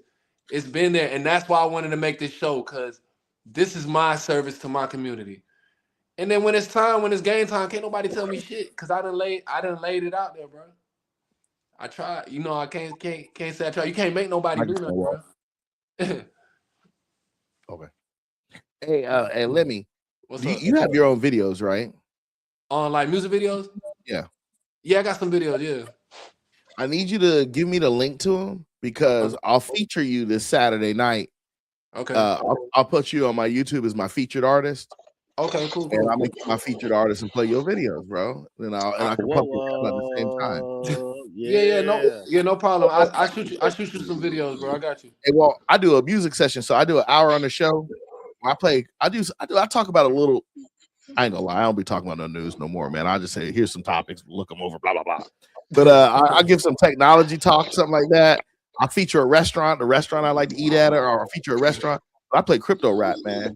I just play crypto rap for an hour, and the chat just be vibing with it. Hey, let me put his info on the chat so everybody can log in and try to get up. Put his info out there, man. So I'm on my phone right now. So Fuma, drop your link because I'm not at home. Like I'm on this phone. I'm not really used to like using it. And then I do another show with some cats I met. Like, I'm not gonna lie to you. It's a cool space to be in YouTube. Because this one brother, his name is Marvin Davis. Marvin, I met him at when you was performing in Vegas. When you flew in Vegas and performed the second time. Marvin, ain't he from Georgia or South Carolina? Marvin from Arkansas, but he live in Texas. Okay, I think I know who you're talking about. He was there with his cousin Jay Henry, the big dude. All right, big dude. Okay. Yeah, the dude was selling the oils. Hey, bro, we be doing some hood shit at these events. Dog. My man came in and sold some oils. Dog. This shit is dope. And I'll be buying them. I ain't gonna lie. Shout out Jay Henry for selling me them oils, making me smell better. You know what I mean? It's all about support, though. Yeah, it's all about support. It's all about love. So I mean, it's just like for example, with me right now, one of my best friends ever. She's like the godmother of my son. She just released a book, so I'm a really too. Yes, it's on Amazon.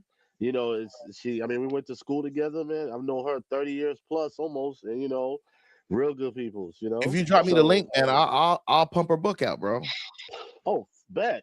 I'm gonna drop it. I'm gonna give you when we get off the live. I'm gonna give you all my information, dog, so we can all chat and Fuma, lock it. Yeah, let's lock in, Fuma. I got to do better with the communication, but shout out to Fuma boys, man, checking in, supporting.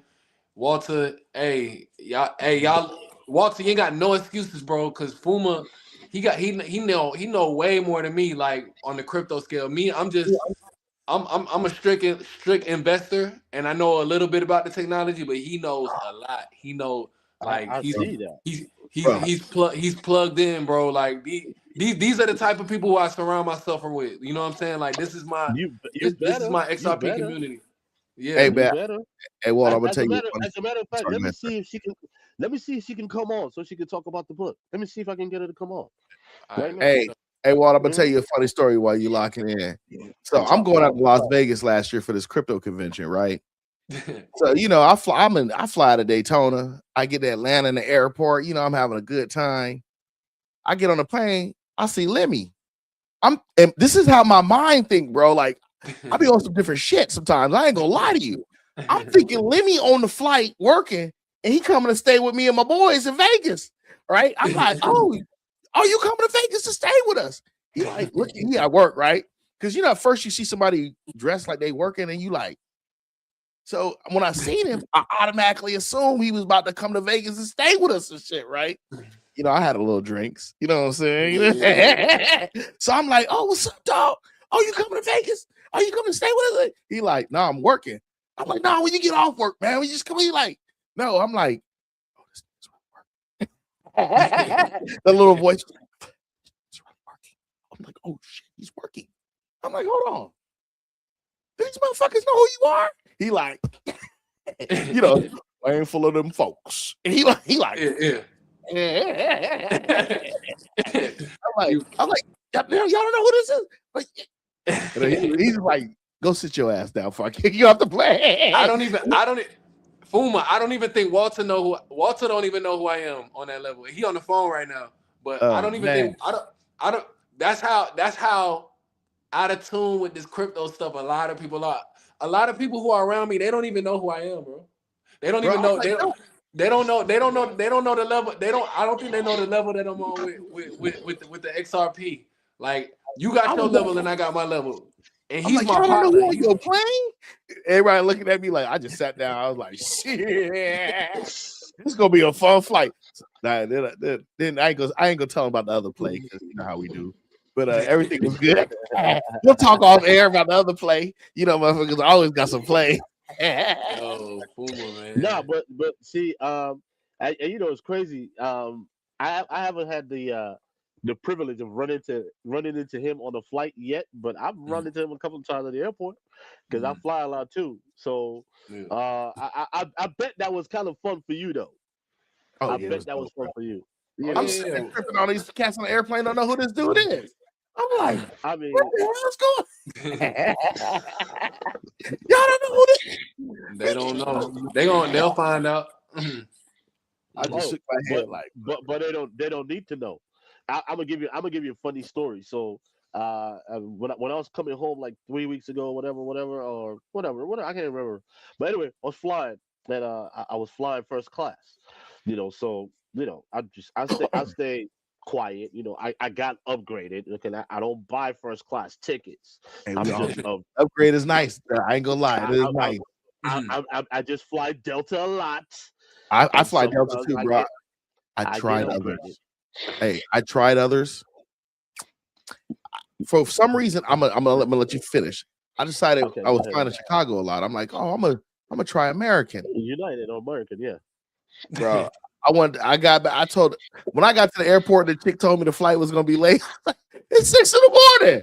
What the hell? And I was after the couple times I told American, I was like, no, y'all never see my money again. It's Delta or I ain't going, dog. Yeah. So I'm sitting there, right? And for some strange reason, this day that I was flying, I was the only nigga in first class. So one of the flight attendants she just kept looking at me.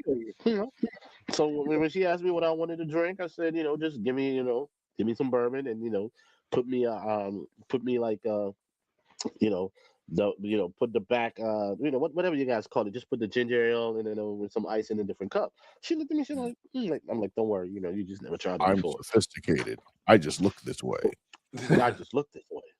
So when I was just like, I was like, oh, you just need to try it one time. When you try, you let me know. Crazy enough, I ran into her again, maybe about 3-4 weeks. 3-4 weeks after that, because I guess it was her route. And she was like, "Oh, he was right." I'm like, "Yeah, I know." She's like, "Oh, you going to Atlanta?" I'm like, "Yeah, you like that? Yeah, what's good?" I'm like, looking at her, I'm like, You didn't get the free flight benefits, buddy. This time around, I was in the back, sitting in the exit row. Okay? So I'm just like, if you had put it down, you would have been back in first class.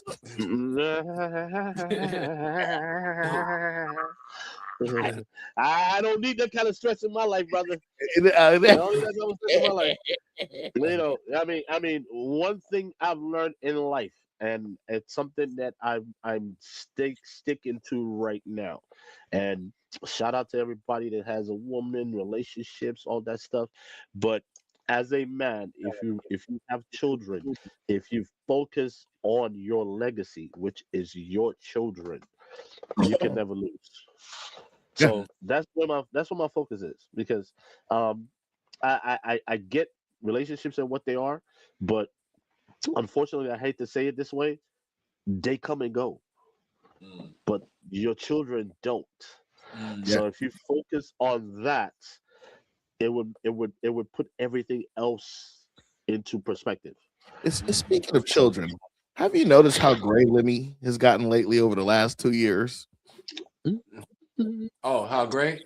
Yeah, it's just wisdom. It's just wisdom. It's just wisdom, man. I remember when he had no gray hairs. They was always there. They was always there. I just, I had a strand, and it was pulled up a couple of days ago because I was just a lot, bro. I'm really 28. I had a bruh. I mean, but I don't know about you guys, but when I tell people my age, I get good compliments. They're shocked as to how old I am. So it works perfect for me. Yeah, they be even with the grades, they think I'm 27. And y'all know I be around a lot of them. They be thinking I'm 27, 28. So I take it. I know I got these grades poking out, but it's all good. I just credit it to wisdom. I'm getting wiser, man. I'm just chilling. Gotta be wiser. Gotta be wiser out here, man. Yeah, but so. Bruh. But yo, man, I got a busy day. I do got a busy day tomorrow. I could be here all night if I ain't have to. If I ain't have to move tomorrow. We're gonna be here. We're gonna be here all night. That's what we do. You know? Yeah. So if you end the video, stay on board so I can show you some stuff with StreamYard. Does that make sense? Oh, yes. Yeah. Well, at least I can tell you about it. I'm trying to see if she's gonna come on or not. I mean, because that part. Let me know if she's gonna come on, and then if not, we gonna probably end it. But yeah, I'm gonna stick around. I'm gonna stick around for me. Yeah, because we'll talk off air. Okay. People, I ain't gonna say nothing. I'm calling her right now. Negative if I say what I was going. Did you get the link? I can come on. Okay, then follow the link and come on. Hold on. I get 20% of all proceeds moving forward. It's a verbal contract. Come on, we wait. I get 20% of all proceeds moving forward. That's a verbal contract. All right, she said she's. I'm messing with you, Don. Let me like, I should not have let this dude on my show. Nah, you good. Hey, you good, bro. I'm having fun, bro. Yeah, that's what the YouTube stuff is about, man. Having fun, and then you throw a speaker in who, out of left field, see what happens. Yeah. Fuma, trust me, you're not bothering me, man. I'm enjoying myself. I'm here to let y'all speak, man. It's really not even about the money for me either, like at all. Like this is all about just teaching people crypto. I don't even care about the money. Yeah, okay. All right. We're gonna set your affiliate links up after this, bro. And you're gonna be like, oh, Fuma. Yeah, that's what they was doing, dog. There she go. Hello. Hi. Can you hear me? Hi. Hello. What's up? How you doing? I'm good. What's up, Wally? I'm good. Say hello to Lemmy with the Hi, sunglasses Lemmy. on. Hey, what's up? What's up? How you doing, D? Hi, Lemmy. Hi, Fuma boy. Is it Fuma boy? So it's Fuma Boy Z. It's usually Fuma Boy Z. Fuma Boy Z. Okay. How are you? I'm pretty good. Everybody calls me Fuma for short, so that's all good. How y'all doing?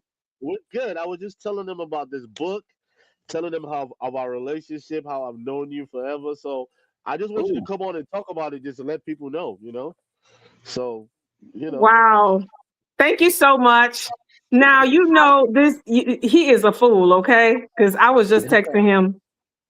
And he was like, what are you doing? I'm like, texting you. He's like, are you available? Can you come on live? I'm like, what? Nigga, I'm drinking, okay? I'm drinking too. Sure. But I have known Walt for such a long time. I mean, if you want to know any of his secrets, I think I have all of them in a vault, because we've known each other for about 30 years, and it's been an interesting relationship all these years. What are you talking about? People need to know the truth. Okay, Lisa Keys. But I love him. He's like a brother to me, and he's so gracious because I just wrote this book, Flowers Bloom in May.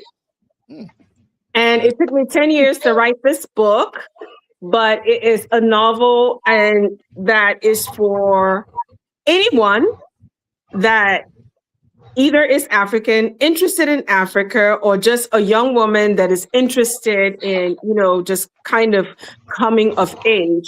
Because the book, I've been writing it since 2015 and finally published it this year.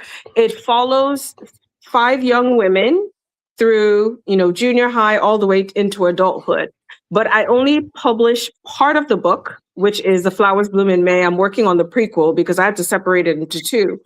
So Flowers Bloom in May is about a woman that she is in her 40s, and she is married, has a thriving ministry with her husband. And then one day she gets a call from her best friend that the son she gave up for adoption when she was in college is looking for her. Excuse me for a second. I have to throw a disclaimer, D. Yes. Okay.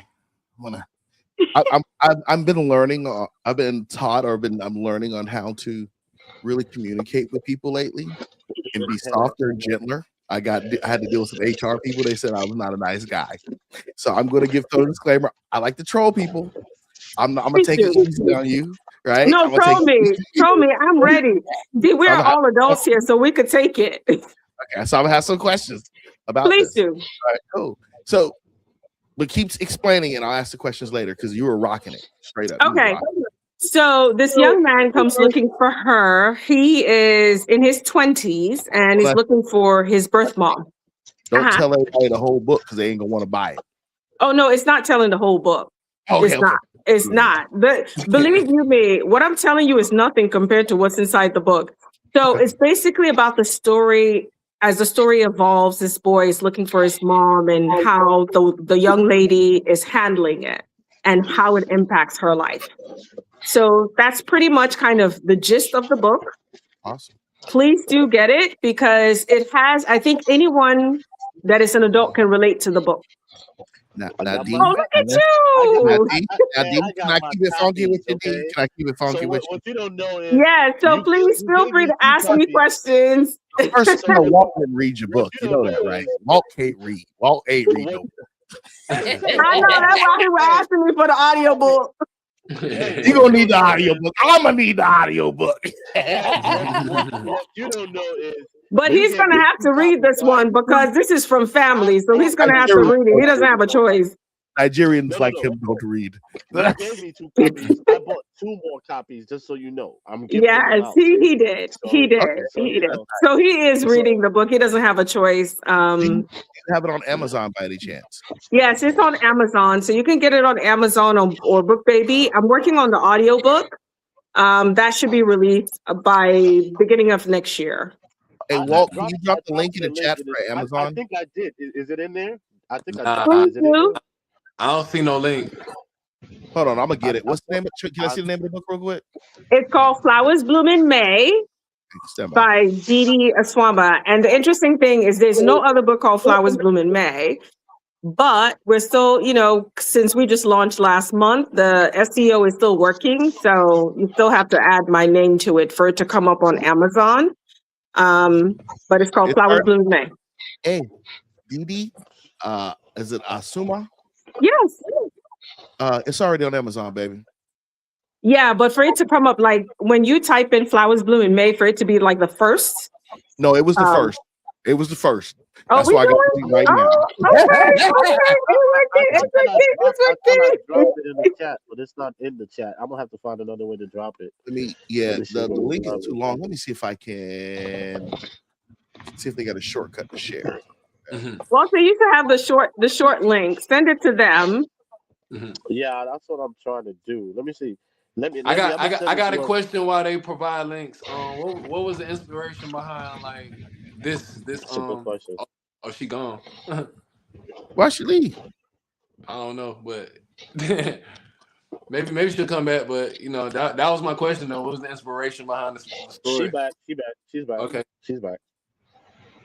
Sorry, I pressed something. Oh, you asking what's the inspiration behind the book?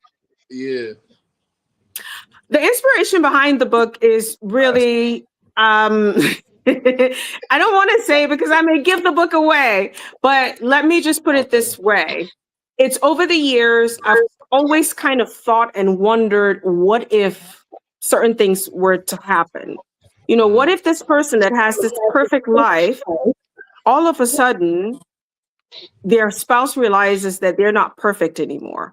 Because, when you're young, especially, are y'all from Atlanta? Yeah, no, I am. Okay. So you understand if you're from Atlanta, when you're young, you're going through college, you're doing stuff, you're just doing your thing.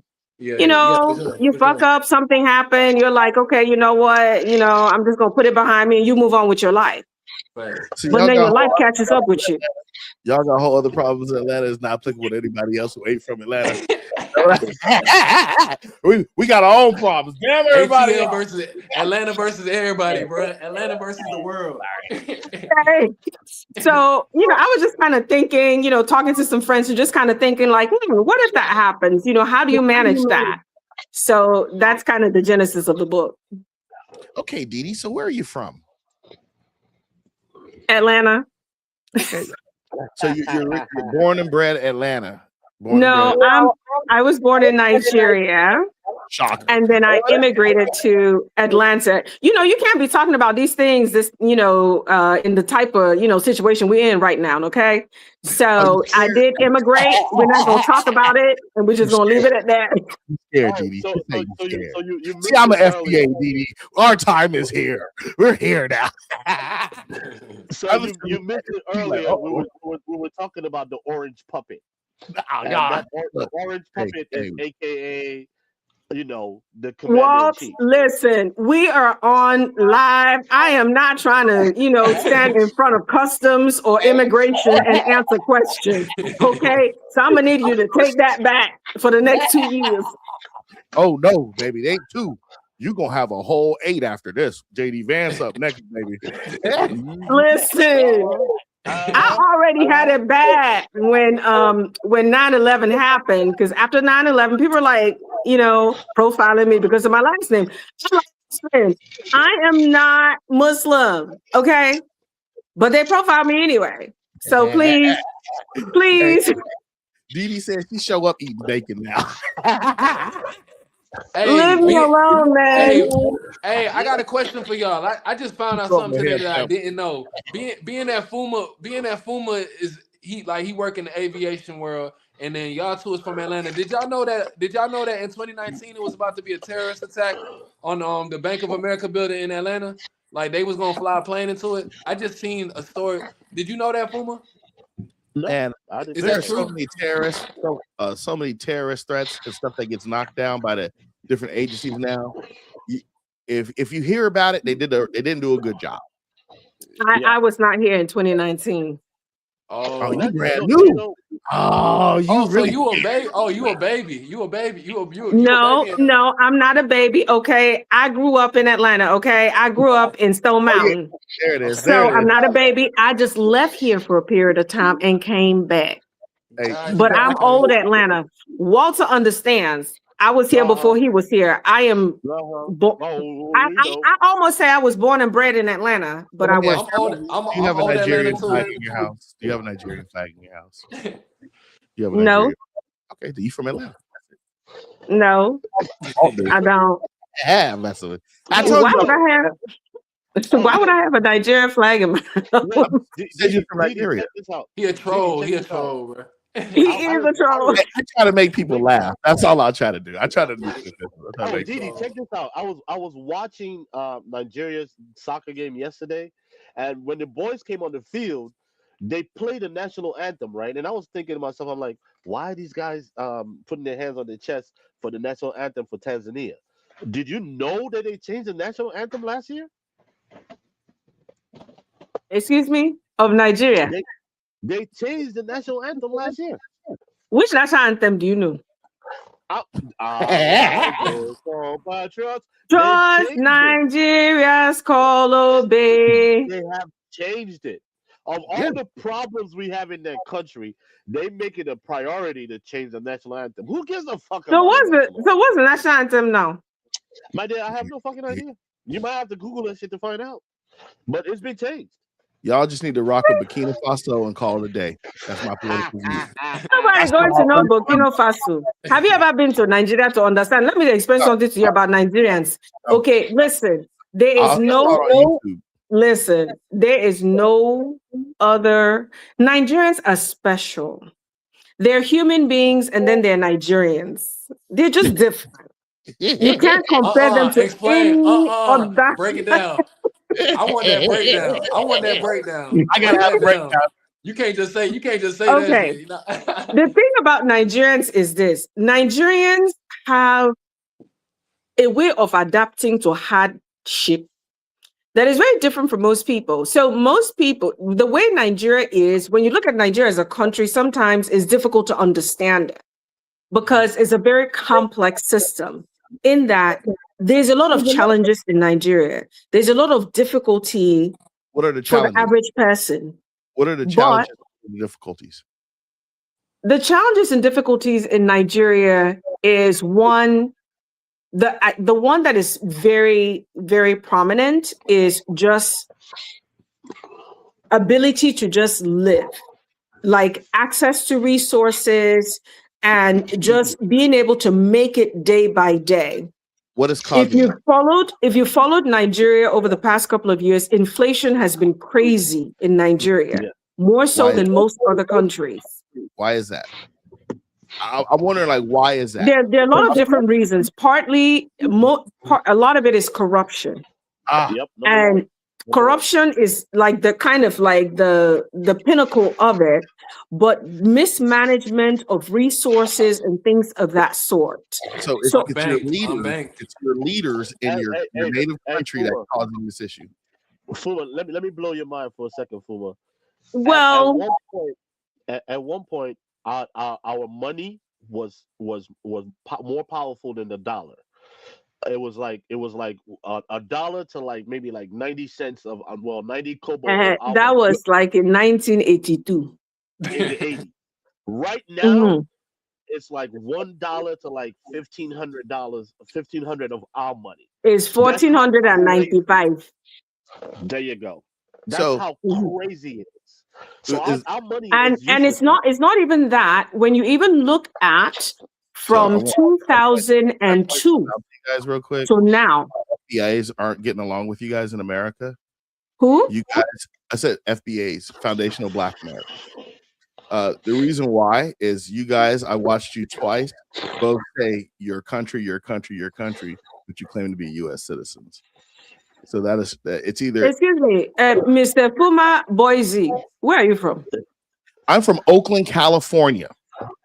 Born in Oakland, lived in San Diego, lived in Annapolis, Maryland. I got my first degree from Embry-Riddle. I got my second degree from Daytona State, and I got a master's in cybersecurity at FIT.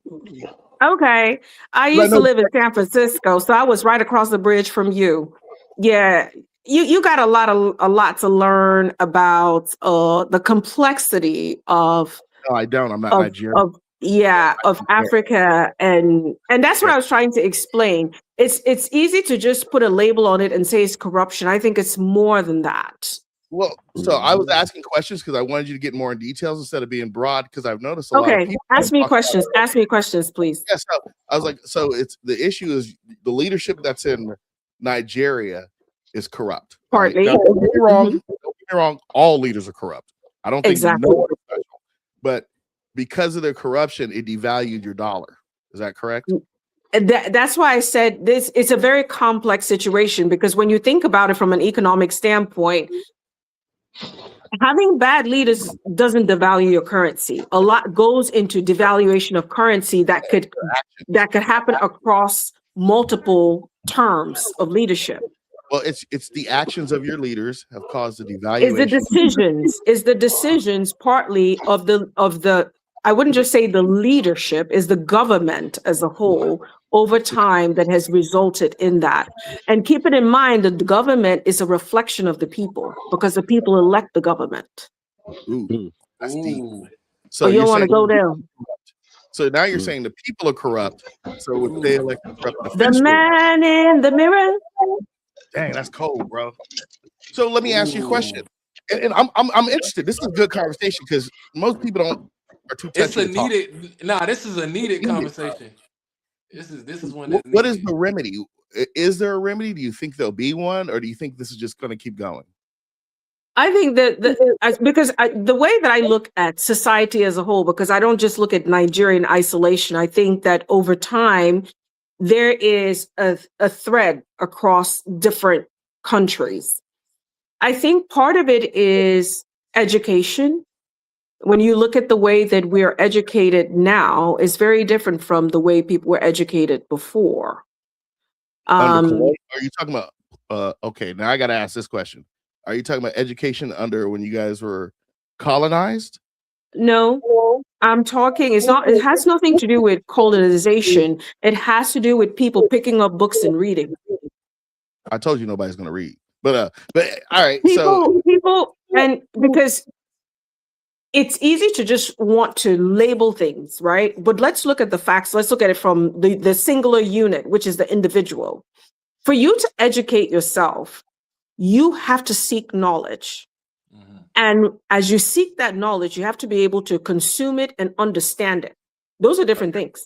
So here's the thing. I get your take on your philosophy, but in world history, the masses have never been educated to the point where you think they should. They never will be. No. And that is the problem. So the problem is here. This it's going to be sounding kind of odd. Well, I got to say this one. The problem is we gave, not we, because I wasn't a part of the structure at the time or whatever. The problem most likely is people were giving too much education, and they were given the right to vote versus having people. When were people ever given too much education? I missed that boat. When people can get on, how can I say this? I'm not trying to be rude. I think people were given too much education where they thought their opinion really mattered, and they thought that, hey, I'm so self-righteous. I know who to vote for, who can do this because I'm this person. I'm this individual. So when they did that, they were like, I'm this educated. I know. Okay. Boom. And then they elected these people who were probably not as smart or not. I'm not even saying your country. This is worldwide. Yeah. So I don't think so, though. I do, because if that wasn't true, because if that was true, if it wasn't true, your country and other countries would be in a better place, or at least but I don't think people were educated though. Yeah, I think people may have had access to certain pieces. Because see, education, again, we have to look at it based on truth and based on what we believe.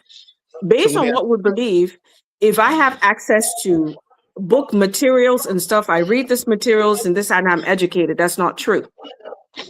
Do you have access to information? Are there boundaries to that access to, access to information?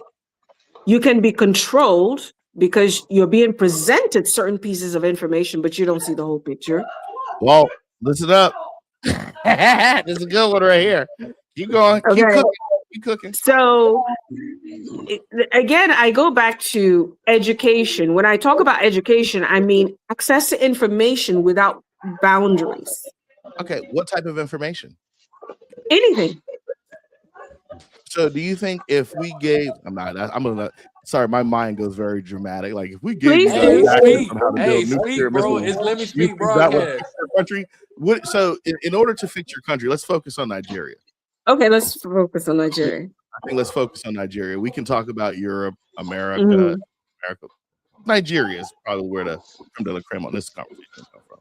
What type of education do you think would help the people elect better leaders that would make for better monetary policy of your country? Okay, so when I talk about education, again, I go back to the singular unit, the person that is talking to you. You have to take on that responsibility to want to open your mind to learn. And when I talk about education, it's about one, just reading, and two, asking questions. So if someone is interested in leadership in your country or in your, let's forget the country, let's even talk about the community, the local governments.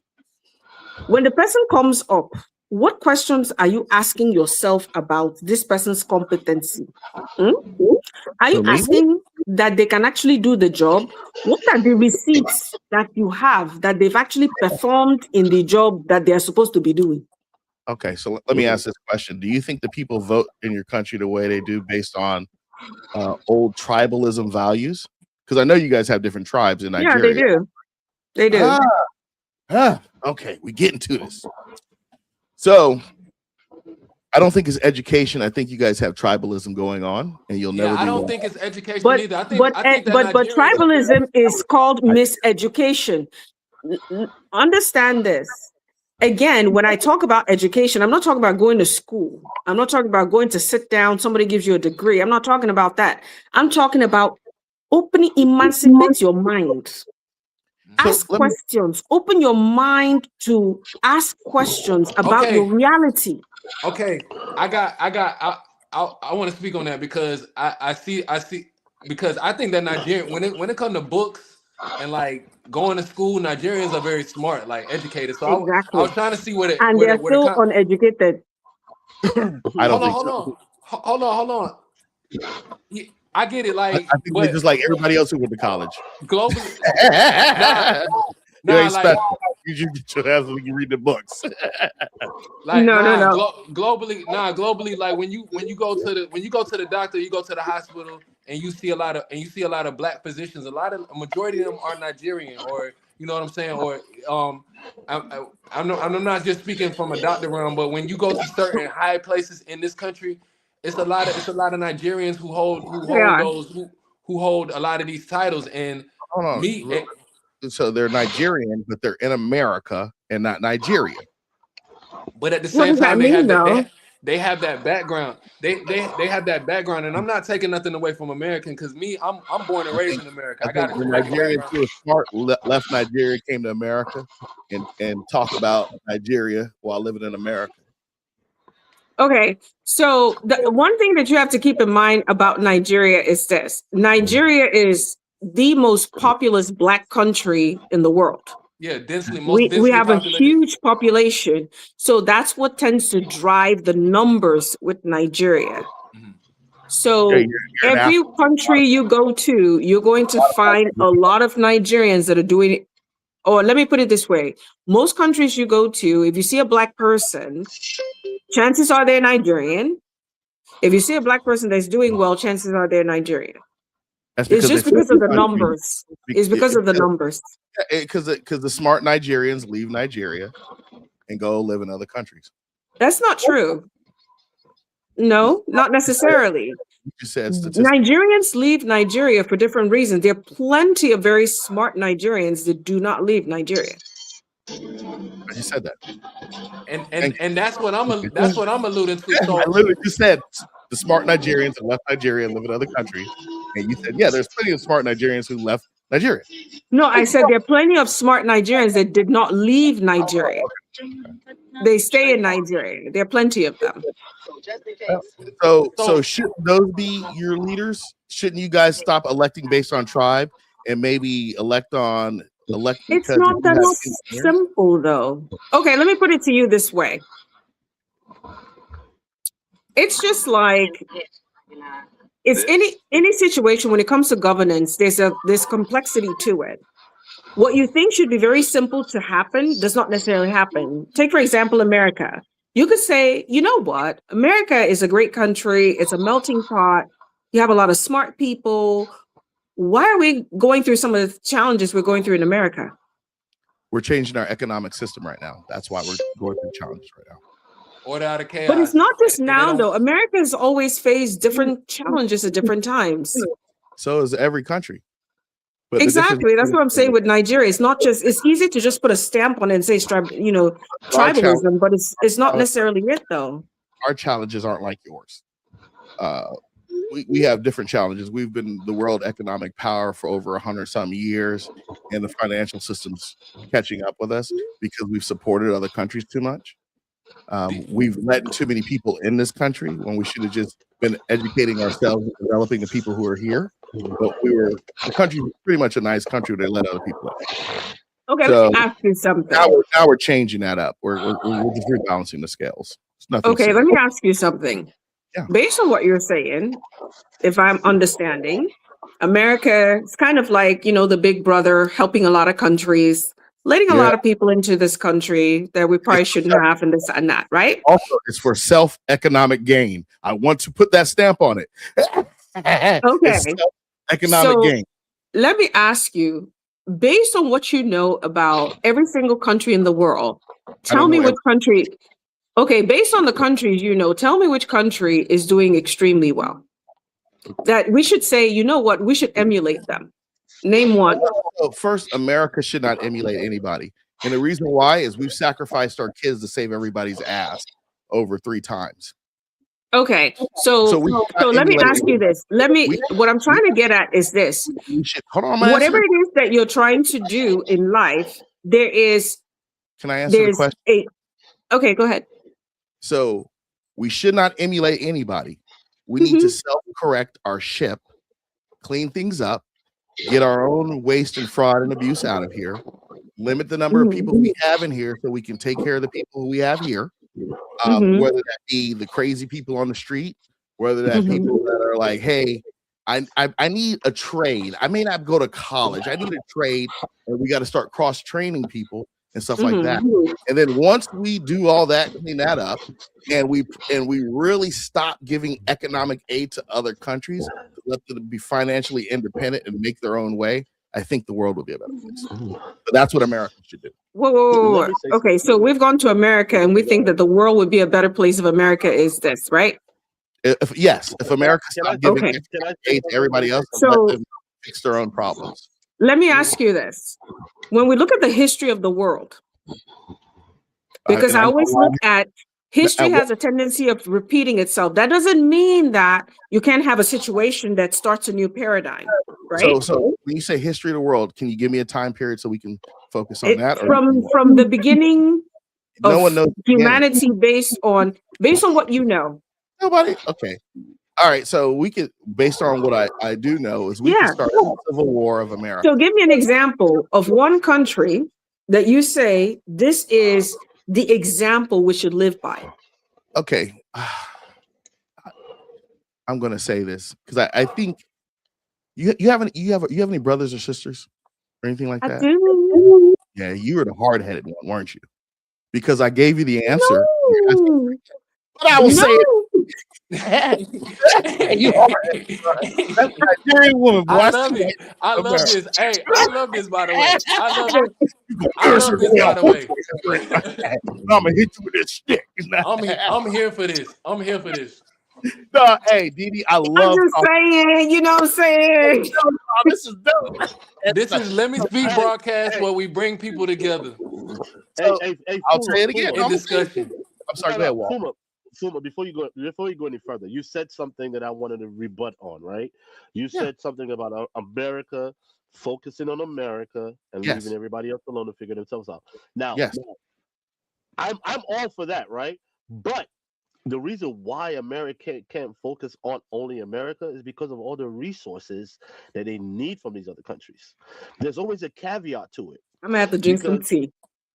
Because America, you name the resource we need from everybody else, please. Oil, number one. Oil. We already got oil and nuclear fusion, and nuclear fusion will be out soon. We do have oil, but this is this is the point that you're missing. The point that you're missing is because our economy is so consumer driven, right? We always need more. Well, okay, for example, best example I can give you. Why are we selling weapons to Ukraine?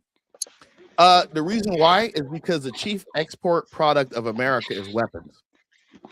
Okay. I was just trying to sell a book, y'all. I'm just trying to sell a book, y'all. They done gone into Ukraine. No. Here's the reason why I say that. Our chief... Hey, y'all, I would tell you. It's selling though. It's selling though, because we having a discussion. I think it's selling. Yeah. Based on this conversation, I tell y'all need to get that book. If anyone can get on live and rock with me, you need to buy their book. So you need to buy a book. I'm gonna go get the book. So I'm gonna get the book too. It's selling because at least you're not telling the book. You just giving us a piece of where your mind is at. You know what I'm saying? I truly believe in education and allowing your mind to ask questions. You always have to ask questions. So I got a question about the education piece because I think that, I do think that book-wise, Nigerians are out of here. So when you say emancipate your mind, now you're taking me into a whole Bob Marley realm and you're taking me into a conscious realm. Do you think that, based off what you're saying, Nigerians need to free their mind? Do you think that at this point Nigerians are sellouts, or they're selling themselves? Are they selling themselves out, selling out their country, or do they just need to grow consciously? Where were you going when you made that statement? So where I was going was very simple, and that is a matter of understanding the world around you, opening yourself to. No, not opening, but allowing yourself, because we have a thing in Nigeria, and this is more of a cultural thing. I can't speak of any other groups where we tend to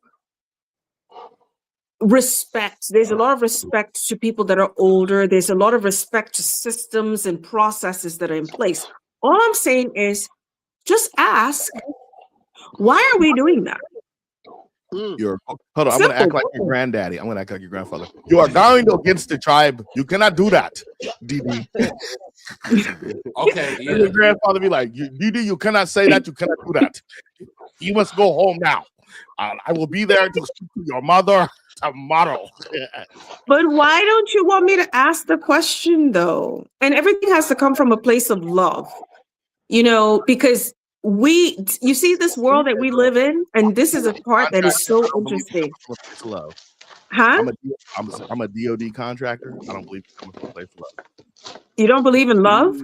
I believe in love, but I don't want in the context you're putting it at. It's zeros and ones. Either the leaders are doing the right thing and you keep them in and they help value your currency and uplift the community, or they're not doing anything, you get rid of them. Well, I think, I think what tends to happen is we tend to really simplify things and make it black and white. And it's not that simple. So let me show you how simple it was. You can judge a leader and say, oh, they're not doing this, they're not doing that. But the leader is not an island. There is a whole governmental structure that is in place that, in as much as you yourself may have an issue with the structure in place, you may be powerless. So you're saying the Nigerian problems are so complex, no one will figure it out, and it's just going to be the way it is. I'm not saying that. I told you that it starts with asking questions. So, I don't believe that change does not come from the top. So change comes from the bottom. And if we were to be very honest with ourselves, I'm going to tell you some real facts right now. And this facts is across every single culture, community, history will back me up. The problem is never the person on top. It's the people. Take that and go cash it. So if you want to talk about any type of governmental structure and this, that, and that, look at your face, look at yourself in the mirror and ask yourself, what are you doing first? I am a part of the cause. A lot of people like to point. You see, when you're pointing fingers, a lot of people like to point fingers. This person, blah, blah, blah. I am a part of the machine. What are you yourself, your own particular self? What are you doing? I'm doing nothing. But buying crypto. He said it. He's buying crypto. He's trying to build his bank account. Hey. I can't blame the man for trying to take care of his family, Hey, okay, man. I can't blame you. I cannot blame you. My thought process this is first y'all need to get DD book off rip because it's tight. Y'all need to start right there. Second, I tell you, I think I don't think any problems are complex. I think people make them complex, make themselves feel better about the situation. I think that's a crutch that's been pushed across the continent for years as a distraction on why your leaders ain't getting the job done. So let me ask you this: based on what you know about Nigeria, what would you say we should, if we wanted to fix? Let's forget about fixing the country. Let's fix the currency. If we wanted our currency to become stronger, what would you say we should do? Your country is too big for your people to operate. It needs to be broken down into about 10 different countries based on the different tribes and communities you have going on. I think it's about 10, right? Is it about 10 or the different type of tribes and different groups you guys have? The tribes? Oh, yeah. We have about 200 and something tribes. Yeah. Okay, we're going to stop at 10 because we can't split all that in a 200 block. It should be 40 acres of the mule. It'd be chaos. So it needs to be split, right? And then also the resources. So here's the problem is I don't think you guys can refine your own oil. I don't think you can refine your own oil. I think if you guys are probably a little smarter than what you are, you have a big labor of people. You probably should nationalize or try to figure out what product you can sell to the world, right? Not just to certain global powers, to the world.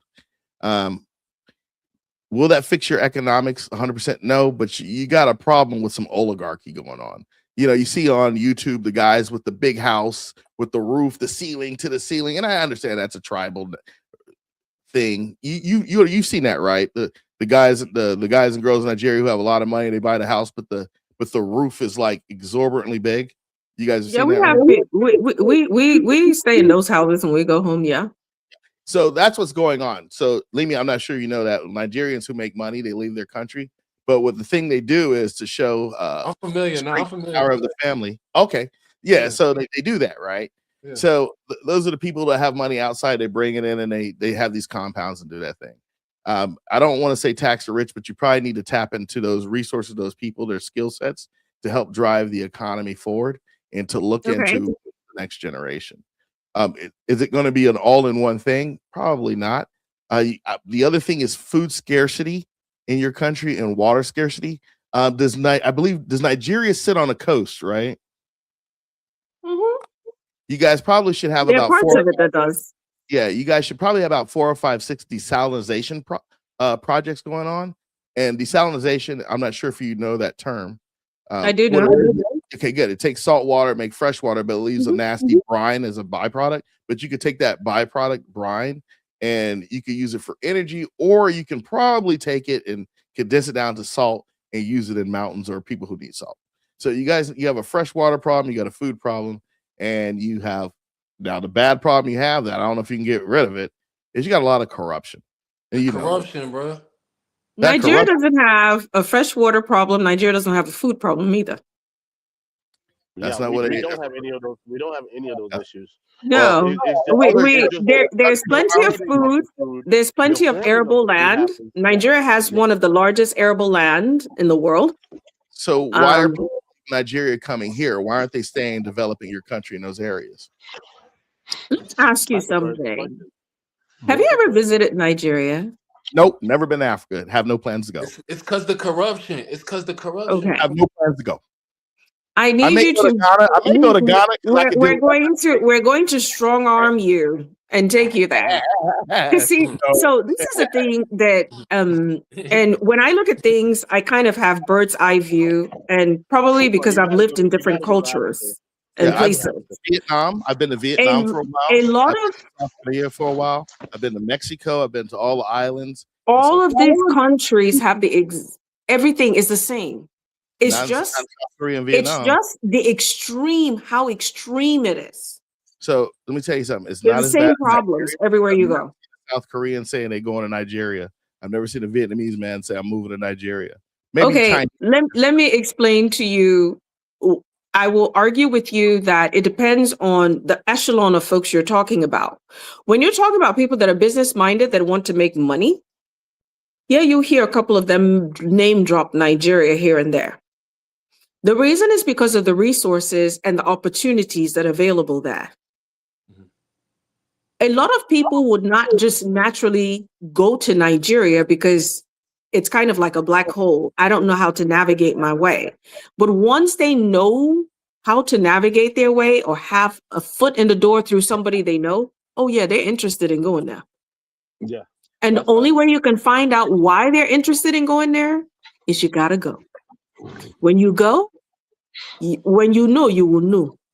You know they know now. You know they understand. That's what it is. But when you know, you know. Let me ask you this: if you had to name Delta's top 5 routes globally, as in the top 5 routes they make money off of globally, which countries would you name? Nigeria is probably one. They probably got 2 flights in and out of there. Right, they probably got 2 flights. So ask yourself this: if Nigeria is such a crazy place, look, you're not gonna let me finish the answer. I'll let you finish. Sorry. Finish. The other one would probably be Tokyo. The other one, if you call international, would be New York, LA, Miami. Those are considered international flights. No, they're not. No, I'm talking about international, outside of the U.S. But if you're outside the U.S. coming in, it's considered international. No, I'm talking about Delta outside of the U.S. going out.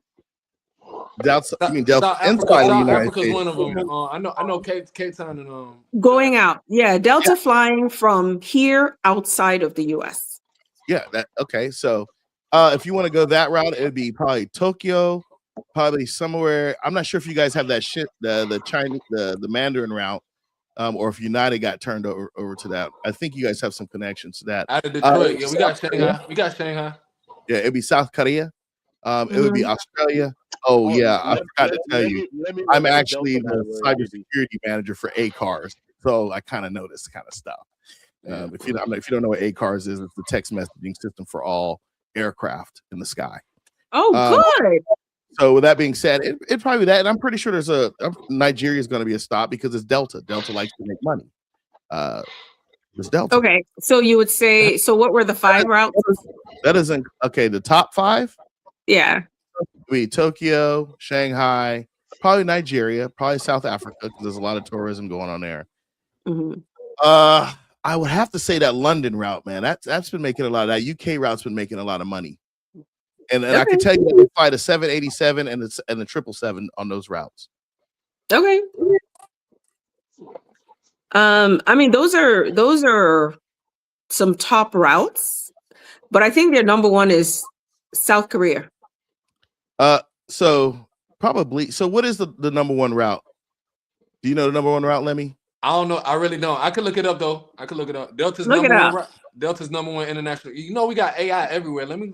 Yeah, look it up. Look it up. I think South Korea, Nigeria. And aviation. That's kind of my. I do have a degree in aviation.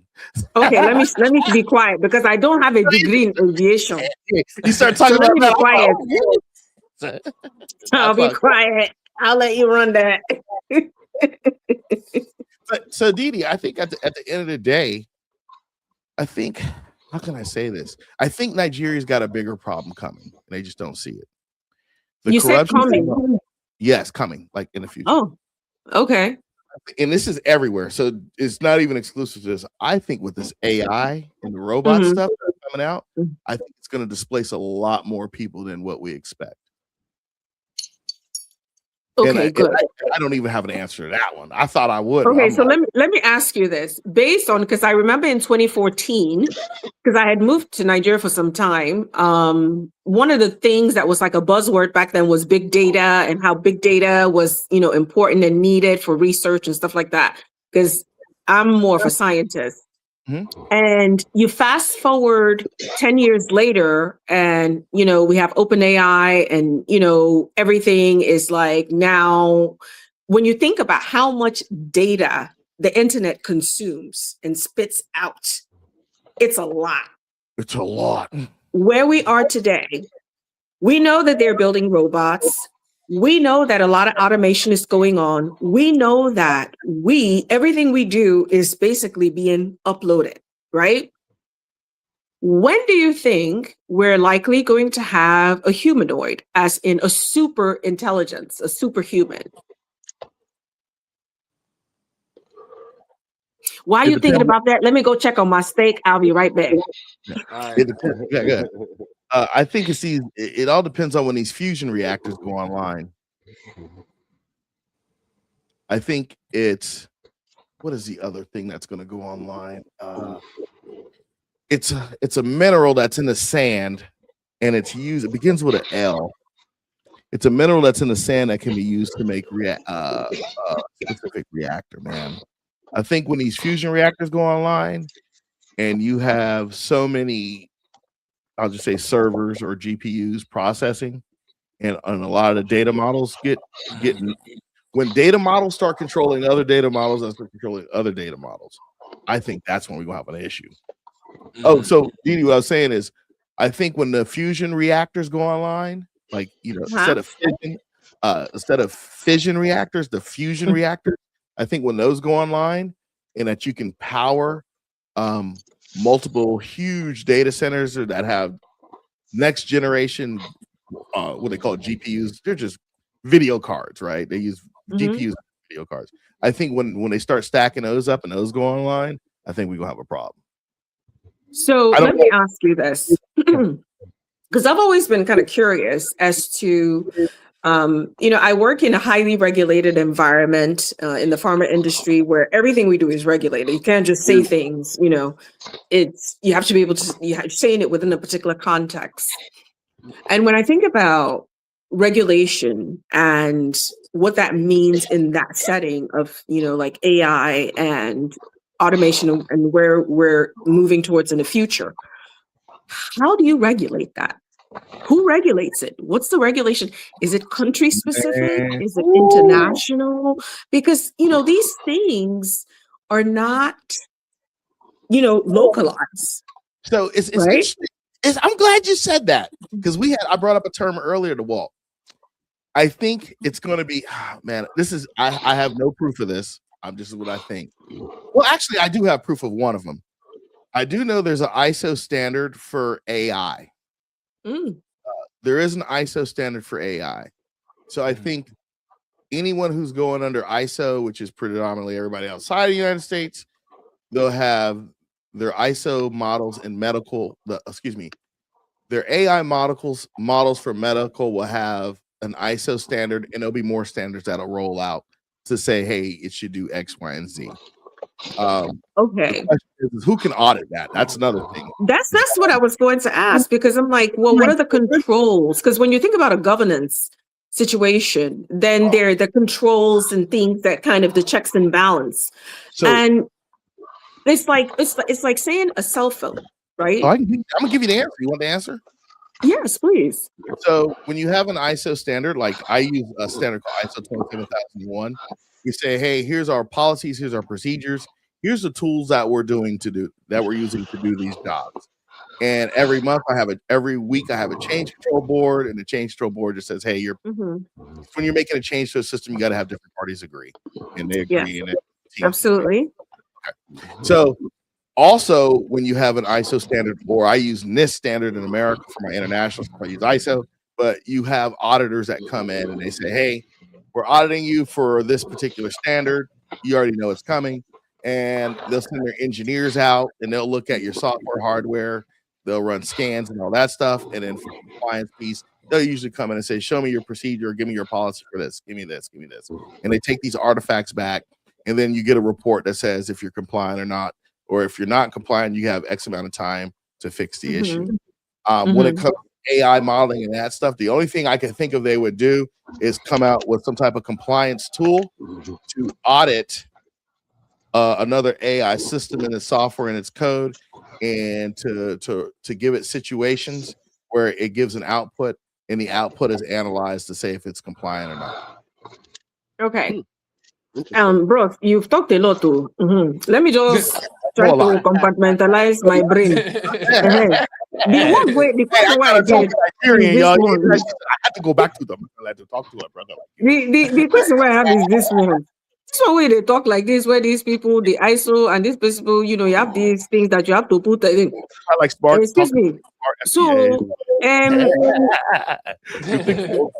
you have to be a part of the system and governing body for that to work? What about the people that are outside of the system? So it's interesting you say that. So let me break it down to you. Let me make it more personal. You see this one that you're talking. I know that there are certain places they'll have, their governance bodies and everything is ironed out. There are places that don't have that. Say for example, Nigeria, person they get internet, they go jump on the internet, create chatbots, do what they want to do. Which ISO body go come have conversation with them? So it's funny. It's funny you say that, because I had a conversation with one of my engineers, and we're talking about people getting on the internet.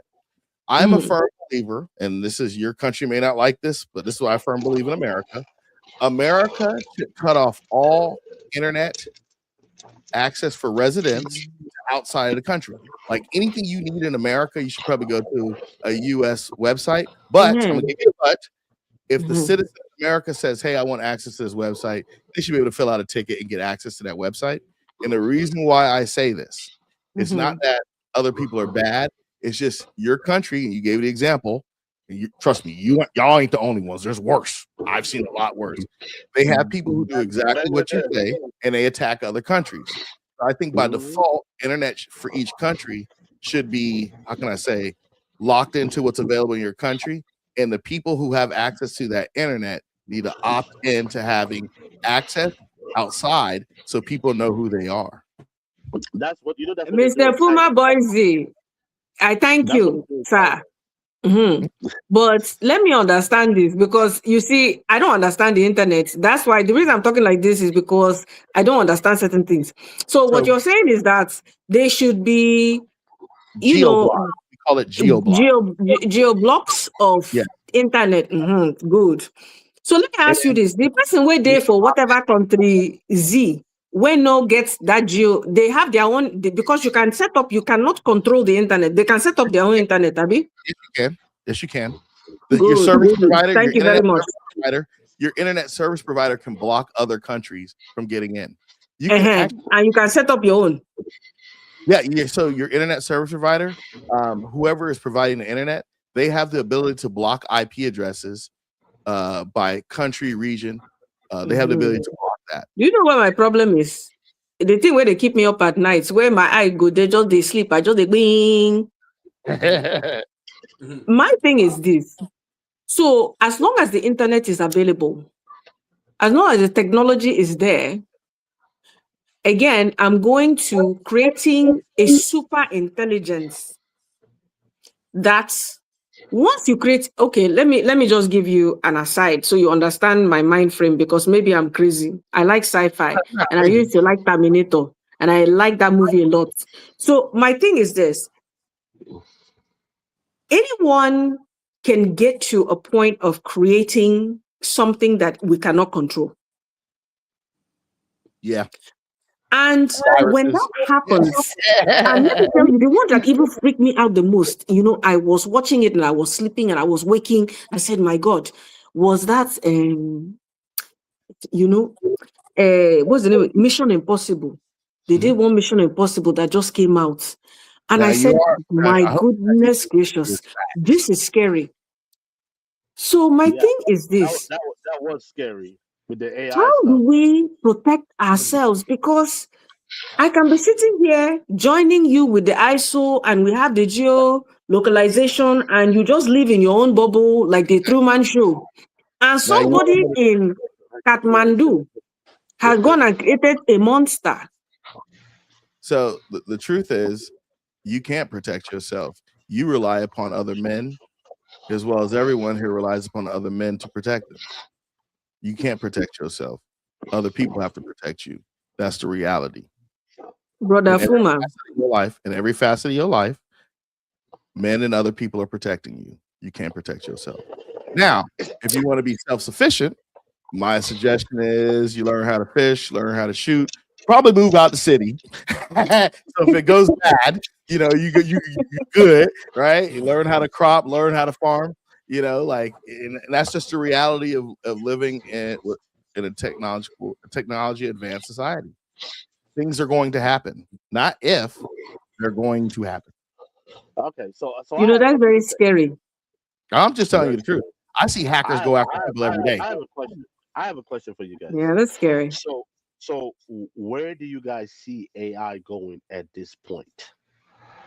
So, man, this is honestly, y'all not gonna want to hear this answer. I want to sleep at night, so I may not want to hear it. None of us are in the proper rooms to even answer that question. It's going to the fullest extent. It's gonna get ugly. Yeah, none of us are even in the room. Like, I can give my opinion, but none of us are even in the room. Your opinion counts, yeah. Well, and what I'm saying, AI is gonna use it against me anyway, because that's all AI was trained to do. AI is using everything that we're saying now, and it's just gonna cook up whatever. AI is like nuclear stuff. Use it against me. Mr. AI, understand that I am just talking out of my mouth. Don't use these things against me, please. Hey, there's an AI translator going on right now. Please don't use it against me. Or don't knock on my door. Yes, I'm a coward. I accept it. All this is for entertainment value only. Don't take none of this serious. Entertainment. Speaking of entertainment, Fuma, I know you're familiar with this. Just with me being a musician and stuff, I had to take all my music off of streaming platforms because they're gonna use AI to train like all of our favorite musicians and stuff. They're gonna train AI with those people's voices and stuff for them to sound. Oh, they already got it, bro. They already got it. There's a guy. It's done. It's done. That's what I'm saying. I had to take all my music off of streaming platforms because I don't want my voice to be trained. I don't want my voice to be used along that line. Yeah. So on my show, Dee and Walt and Lemmy, I have no artistic bones in my body. I'm an IT guy, man. That's why you see all the computers behind me, man. Everybody in my family got dual screen. I'm a computer guy.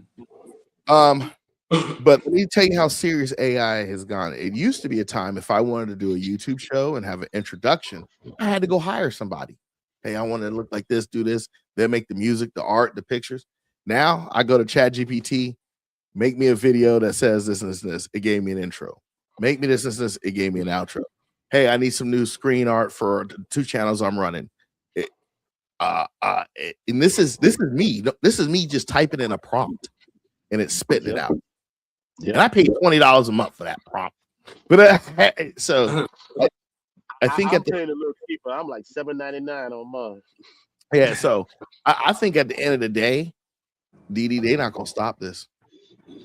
Well, and some of these questions I ask because I just want to see what people think. Dee, I got something serious to tell you too. Go ahead. I think that the world that we live in, I want to be here 10 years from now because I remember the conversation I had in 2014 about big data and how the internet was spitting out data. Like the volumes of data is crazy. And look at where we are today. And 10 years from now, it's going to be even crazier because AI is now being used in every facet of life. I think there is a lot of value in AI. There's a lot of value in teaching it and training it. The scary part. Who's training it? It's like parenting. Yeah. You know what I'm saying?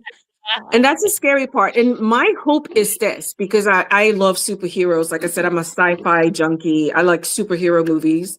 Is that in as much as like Inception? Oh, really? Yes. Okay, I thought you'd have said Children of Men. Have you seen Children of Men? I've seen Children of Men, Inception, because I love the human mind. And I believe that the biggest power, let me finish my thought and I'm gonna tell you something else. The Matrix. My hope is that we are going to have the good guy and inevitably there'll be some bad actors.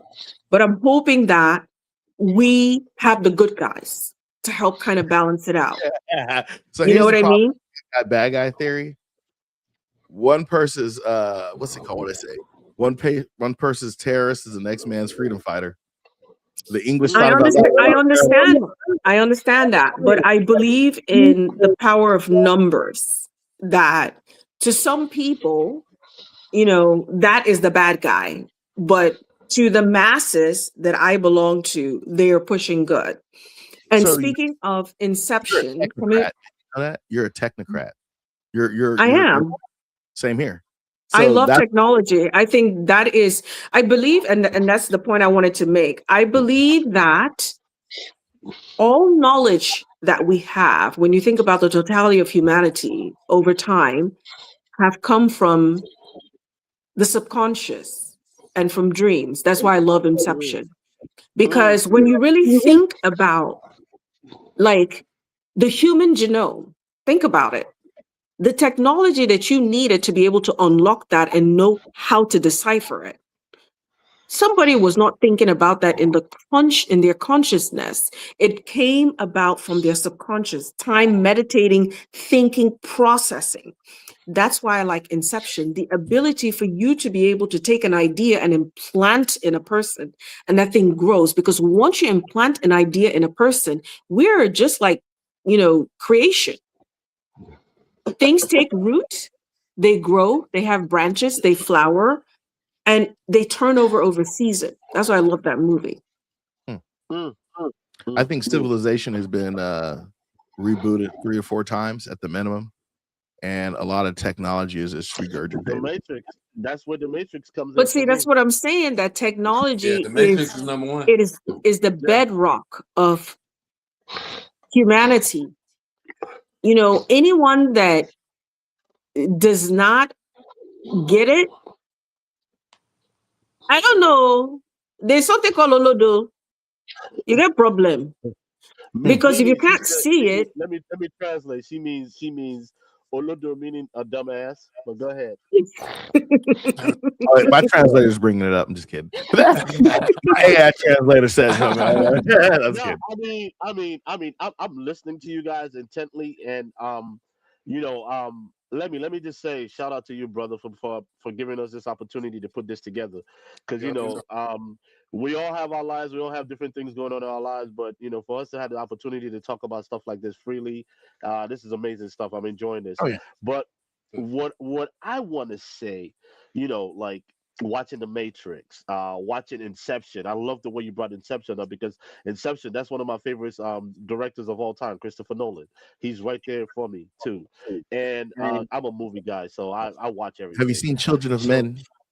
I've seen that. Was an excellent movie. What is his name? Clive. Clive Owen. Clive Owen. Yes, Clive Owen. Yeah. That is how humanity will end. Yeah. Are you kidding me? We're not going to end that way.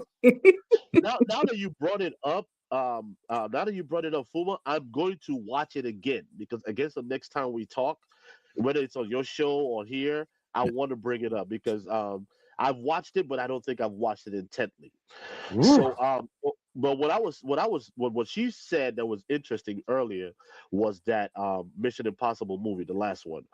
Oh my God, that whole concept of machine and the AI running everything, and the way it set up everything without actually having like a physical presence, doing everything digitally and virtually, that was really scary. Why? Because you couldn't touch it. Bruh, as much as I enjoyed the movie, I still was like, wow. For somebody to, like she said, for somebody to actually sit down and write a script like that, the same way somebody wrote a script about the Matrix, Blue Pill, Red Pill. The lady who wrote the Matrix and the Terminator. Yeah, the black lady wrote it.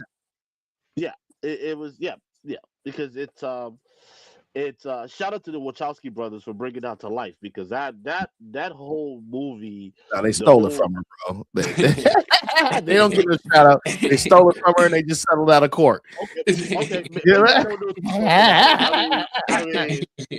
I mean, they brought it to life.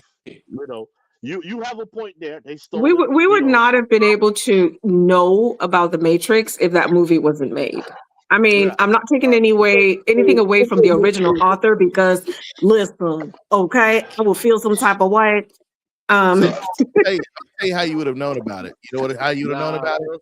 I'm gonna tell you how you would have known about it, and it would just been a little later. Just like your book. I can literally take your book, go to Veed, and say, I'm gonna give you a movie script based off of this book. Make me a movie, and it'll make me an AI movie. Now y'all ain't gonna do that, okay? No, I'm just saying. Okay. Don't listen to that guy.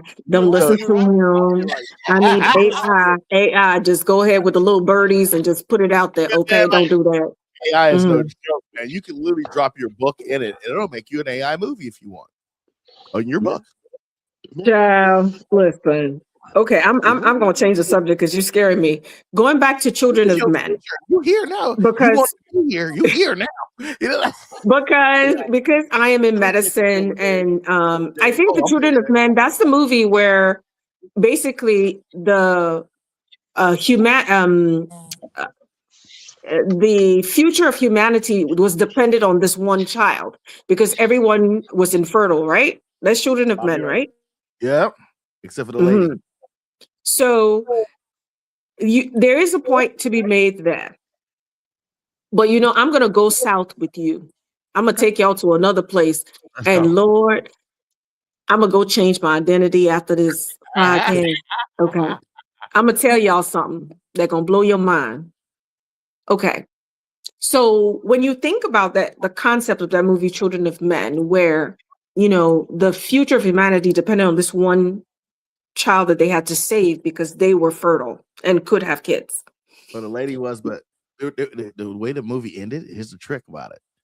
She was fertile, could have kids. You don't know if the kid could have a kid. But let me just blow your mind. I'm gonna blow your mind. They both is gonna dissect that kid in case you're wondering. That kid okay. I'm gonna tell you something. Because going back to what I was saying about history, because I love history. Now, for those of you who are Christians, because I'm a Christian, when you go back in the Bible and you read about the story of Noah, till Saturday night, and yeah, I'm gonna take my little shot. So when you go and read about the story of Noah, and in Noah, there were 4 people, 4 couples: Noah, his wife, and his 3 sons, their kids. Their wives. What's Noah. The name of the kids? Noah, if you go to Genesis chapter 7, that's where the story is. Seth, Ham, and I forgot the other son. Now, out of those 4 people, right? When you read, it says, during the flood, everything that had breath of life in it was destroyed. You had 4 people left, and 4 people has turned to 8 billion. Do the math. How is that possible? You want to know the truth? Of course. Talk to him. Probably some type of cloning technology. Okay. So going back to the backbone, we're talking about technology, right? So is it possible to go from 4 to 8 billion? Technically, you would need a very pure genetic composition, because normally the reason why they tell you don't sleep with your cousin is because all the different, weaknesses in your genes come out. So over time, if they were like us, that race would have died off. It's impossible.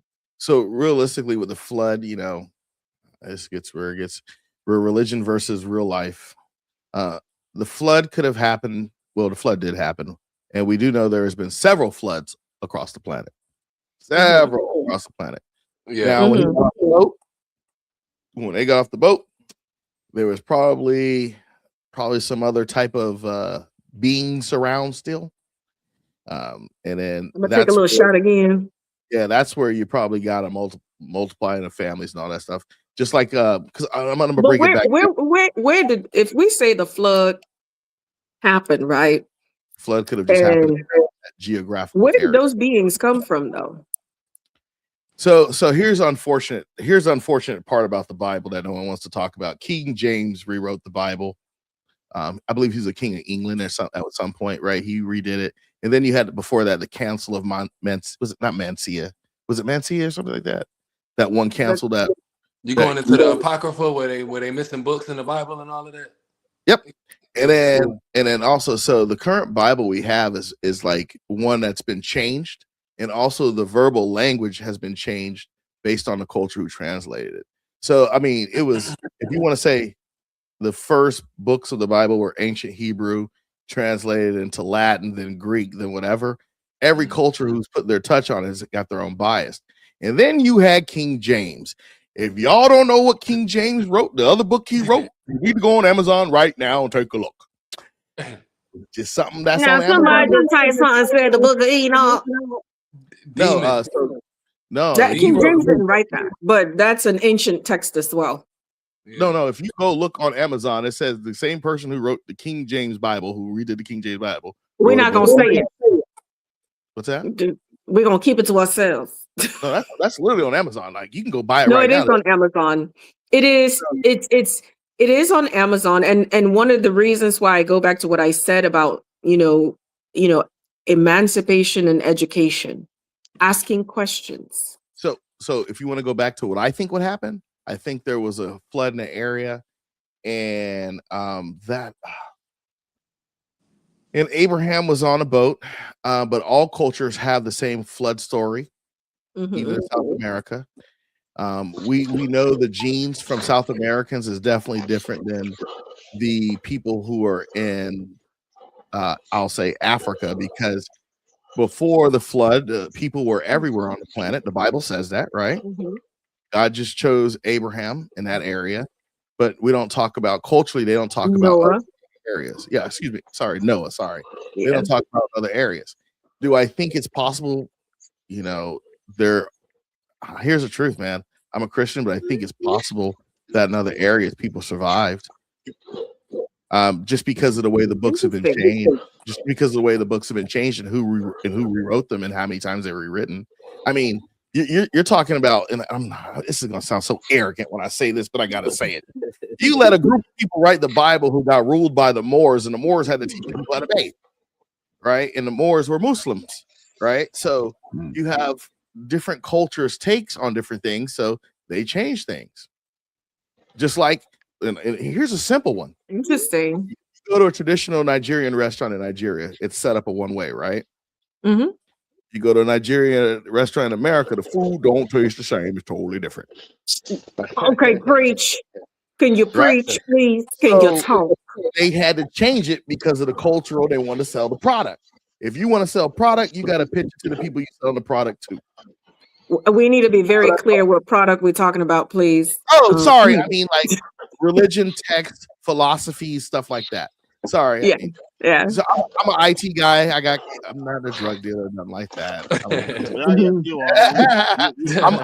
I'm a square. I ain't gonna lie to you. I'm a square. AI is here. I'm literally at home at 9:00 on YouTube, pretty much almost every night. The most you gonna see me do, and let me tell you, I have a beer and smoke a black cloud. You know what though? Be it home.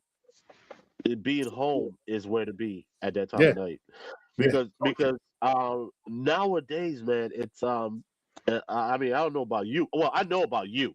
I don't know about the others. But me, I got to be strapped up every time I'm on these streets. I have to be, because somebody wants what you have. Somebody wants what you have. You might not have shit, but somebody else wants that shit. Hey, that Hellcat goes everywhere I go, and it ain't a car. Oh my God. You know what? This is the most spirited conversation I've had in a while, because we have touched on so many things. I was wondering, are we even going off topic? I don't even know what the topic of the podcast is, and we're all over the place. Yeah, that's a good thing about them. Just speaking. It's called Let Me Speak. I'm letting you speak. Talk about anything. Speak, man. So let me give you the basis of it. Let me give you the basis of it. So Lemmy is into crypto. I'm into sports. And when I went to Lemmy's house on a visit, I saw he had a setup downstairs, and he was like, "Hey, look, this is what I do." I said, "Can we incorporate sports?" Because he's also, like a soccer fan, of course, but not anymore, because he's having some problems with it, with the whole sporting world. But that's neither here nor there. And we just decided to do this, and we don't do it as much as we'd like to, because life, work, family, stuff like that. But this is it. We just talk. We talk about everything and anything. Like today, for example, we barely even talked about sports. Just the I know nothing about sports. Yes, and it's okay. And it's okay. And we always open our platform up to people to join in.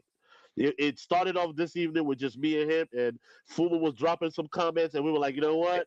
He was like, you know what? Just come in here. And then while we were talking, I mentioned your book, and I was like, you know what? Let me call her and see what's going on. And here we go. So this is how we move. We literally talked about doing this show on Monday, and as of Monday, we weren't even sure we were going to go on, and as about now it's almost 8. As about 6 hours ago, we're like, all right, we're going on at this time, and that was it. So I have totally enjoyed it, and I love it. If you guys ever want to invite me. And I see Silver Days is talking about the Nephilims and fallen angels. Child, if y'all want, we could talk for a long time, because I love science, I love technology, I love spirituality. That's where, and if you get Flowers Bloom in May, you're gonna understand. I got you. You dropped it. I got you. Sorry, I dropped it. If you get Flowers Bloom in May, you have an idea of the complexity of Didi. I like to challenge things. I like to ask questions and just drop little thoughts in people's heads. I got a question for you on that note with the flowers blooming in May. Being that we're coming up on a quote unquote New Year, and the name of your book is called Flowers Bloom in May. When do you believe is the real New Year, or do you believe in the real? Or can I say I'm gonna ask two questions? When do you believe is the real New Year? They're kind of the same question, and do you believe that the New Year is spring? I'm kind of answering and asking at the same time. I know you did. That's a loaded question. So I will say this. This is the simplest way. I respect, people's beliefs, and we as a society have decided January 1 is the start of a new year. Now, the Chinese have a different start. The Jews have a different start. There's so many different starts, and that's why I always say I ask questions. So he was asking you to translate that for you. Are you a pagan? He's asking me personally. Wait, I believe this is. I'm going to answer it this way. I do not know when the real New Year starts. What I believe is this: every day that I wake up and I have breath of life in me, that is a new day, a new year, a new opportunity, and that's how I live my life. Okay. Hold on. That's fair. Here's the truth. I'm gonna tell you. I'm gonna show you. Everybody here is a pagan, whether you like it or not.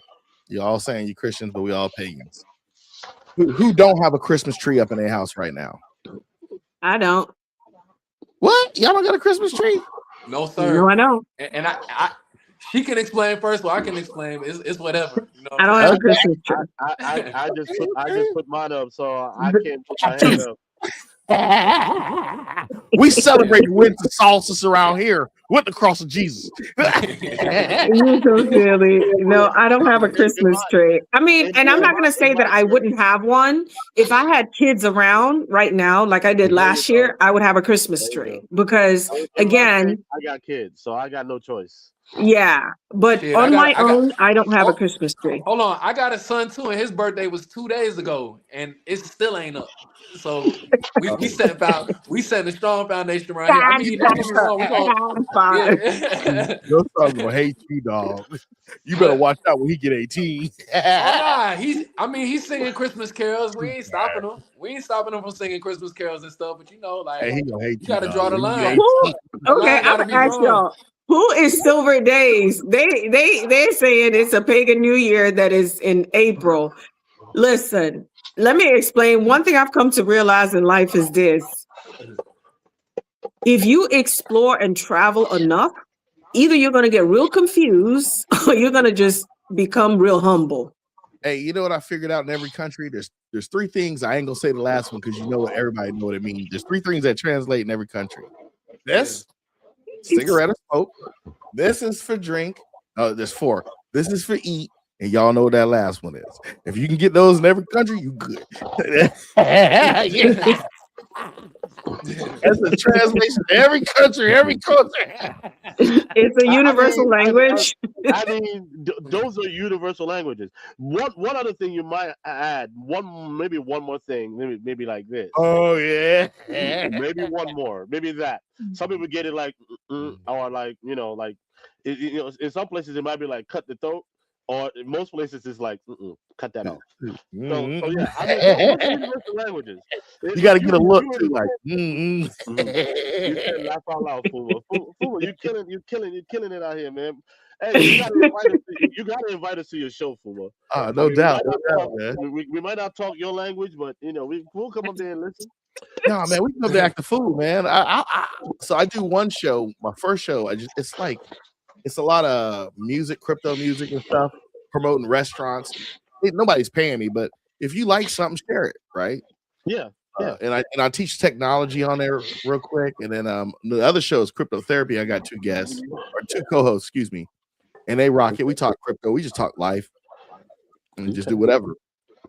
Nice. No, I mean, I have like enjoyed this because I need to go eat. And it was so impromptu, but if y'all want me to come back, I will definitely come back because I like this. I like challenging my brain and asking questions. Yeah, I want to talk some more sci-fi and tech and other stuff with you because I'll tell you something that's gonna blow your mind. I'm gonna give you this. When you get a chance, go Google black sarcophaguses found in Antarctica. When you see black sarcophagus found in Antarctica. So there's you mean the Game of Thrones wall and the thing behind it? No, like so I found this article a couple months ago. It was like on one of my, so I use News Now to get news. I don't know if you go to the website News Now, it's a news aggregator. So it gets rid of all the crap. You know what I'm saying? All the crap. You could just look at different topics. And I was looking at a periodical. And I found a periodical. It was like these scientists in Antarctica, Russian, Chinese, American scientists found like about 5 sarcophaguses in Antarctica that had these metal objects in it that were emitting radiation. They put them back in and they left. An article published it, and it said it was in a news journal. And I'm like, nobody's talking about this? They found what? Some objects that were emitting radiation. And they put them back in the sarcophaguses and they left them alone. They put this in a news journal and put it out to the public. Nobody read it. Interesting. But a lot of people don't read. Like, so like with just like with the Trump thing, his company, his technology company merging with Tay Technologies. I think I said this earlier. You ever heard of Tay Technologies? No. Nah. Man, go look online right now. Look at Truth Social and Tay Technologies. Tay Technologies, they make nuclear fusion reactors. Like T-A-Y? T-A-Y-E? T-A-Y. No, T-A-E Technologies. Okay. Nuclear fusion. Are they a public company? They're private and they're in pre-IPO right now. So they're right before that. Okay. Yeah, because they're about to blow up. Yeah. So there's a lot I might not know much about the financial world, but I know when you say somebody about to drop an IPO, I know what that means. You know what that means, right? That means poor people can't buy it. Man. Well, there's a way to get around that. I ain't gonna say it online, but we'll talk. There's a lot of ways to get around a lot of stuff in America. President, goddammit. Show me the money. They don't want me as president, bro. I would be hard on it. I'll be like, look. I'll be like, here's the deal, y'all. With so what did they find in Antarctica? It was the article read that they found some devices in some sarcophaguses, some black sarcophaguses, and it was emitting radiation. They put it back in and left. Let me see if I can find it. But yeah, man. Everybody's shouting out your show, Fuma. Appreciate y'all, man. Oh yeah, man. Shout out to Fuma. Y'all make sure y'all like, share, subscribe Fuma channel, man. Fuma boys. But drop the link. Drop the link if y'all got the link. Shout out to XRP Silver Days and who is that? High Compression. Shout out everybody. One thing we never talk about, right, is okay. I'm gonna slow this one down. This is pretty dope. One thing we never talk about is pre-flood civilizations. Right? We don't talk about pre-flood civilizations. Yeah. Okay. No, nobody ever talks about it. You talking about Tartaria, or you talking about like before Tartaria? Okay. Because Tartaria got killed with mud, got filled up with mud. Right. That's another thing if you want to go with the Tartaria thing. But the main thing is are we talking about something like Atlantis, for example? I wouldn't even say that. Yeah, you can say that. You could. Well, when you say Atlantis, Atlantis is a bit of a myth.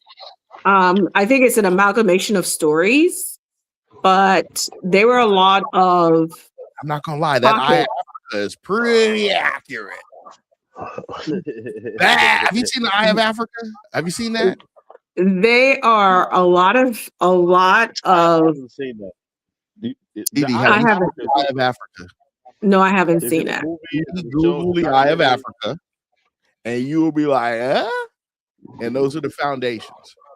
I beg, make I go bring my other phone. I did come 1 minute. When I start looking, otherwise she said she's gonna go grab her on the phone so she can Google it. When I start looking into, because here's the truth, man. We all talk about the Bible when everything started. You start thinking about pre-flood civilizations, and you're like, pre-flood. Can I interject? Can I say something real quick? You talking about pre-flood civilizations? So I just found out something this past weekend. I just found out that Lake Lanier is sitting over a black community. It's a black community that was built that was thriving, but the people got chased out of there and raided because there was some false accusations of racism against the white people in the area. So they now revolted and attacked the black people, and they all moved out. And which civilization are you talking about? Let me think. I'm just talking about Lake Lanier, simple, just Lake Lanier. So when the lake was built, those properties and stuff that were sitting on the area where this property was is all underwater, and because of that, that's why there's this myth about people always. And you know this, Lemmy, you live here. Even you, of course. You should know of this. course. There's always people always get lost at that lake or die at that lake every year. It's spiritual. And it's because of that spirit that's underneath. There's churches and businesses buried under that lake. Okay, so I'm gonna tell y'all what happened to me at Lake Lanier. Uh-oh. The lights start flickering. Let me go get my drink. I'm coming. Let me get one too. Hold on. Lemmy, you might not sleep tonight. Nah, I gotta get going. Y'all tripping, bro. I gotta go. Y'all going crazy. So I went to Lake Lanier. This was in the 90s. And I was a little kid, went there, just having fun or whatever. And I went into the woods, and I love animals. I'm an animal person. And I saw this cat. I kept following it. And luckily for me, because I was so interested in this cat, I didn't get into the water. I started following the cat. By the time I got home, because I never actually held the cat or anything, right? I was driving home, and all of a sudden, I saw like people. The cat? What color was the cat? I don't mean to cut you. I don't remember what color the cat was. Okay. But once I saw the cat, I started following it, and it went into the woods. When I got home, because I was driving home, and I was like, why are people looking at me like I'm crazy? By the time I got home, my whole body broke out in whelps. I looked like I had an allergic reaction. It was crazy. And in my mind, I was like, but I didn't touch the cat, though. So where did it come from? So the only thing that I can think of is that maybe I brushed a shrub or something that I was allergic to, and that's what caused it. But I didn't know anything about Lake Lanier back then. But till this day, I am grateful to that damn cat. Because if I didn't follow the damn cat, I would have gotten in the water. Oh, okay. All right. Ooh. All right. Okay, so that makes sense. So, I was going to ask you, why are you following the cat? But no, because I like pets. I like animals. So I saw the cat and I got curious and I started following it, but I never could get a hold of it, And by the time I came back, I was like, I'm not getting in the water. And by the time I drove back home, I had broken into these, I don't even know. It was like I had an allergic reaction. My whole face was swollen into whelps and all that stuff. Very weird. But now that I hear stories about what's going on with Lake Lanier, I am so grateful that I did not get into that water. And I've never been back. Don't blame you. So, Fuma, what were you saying about the flood? Oh, what I'm saying is, okay, so, we talk about the Tower of Babel, what happens in the Old Testament, right? Yeah. So that tells you towers and big buildings were being built, and they had technology, cranes, and all that type of stuff. So it tells you technology has been here before on this earth, and so forth. Unfortunately, I think civilization has probably reset a couple times, and myths are passed on, and so forth. Myths or stories. Okay.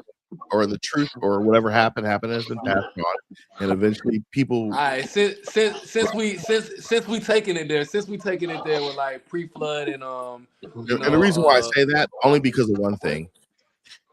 They found leftover nuclear reactors in Africa, or the isotopes that only come from nuclear reactors. They found it in Africa. Yeah.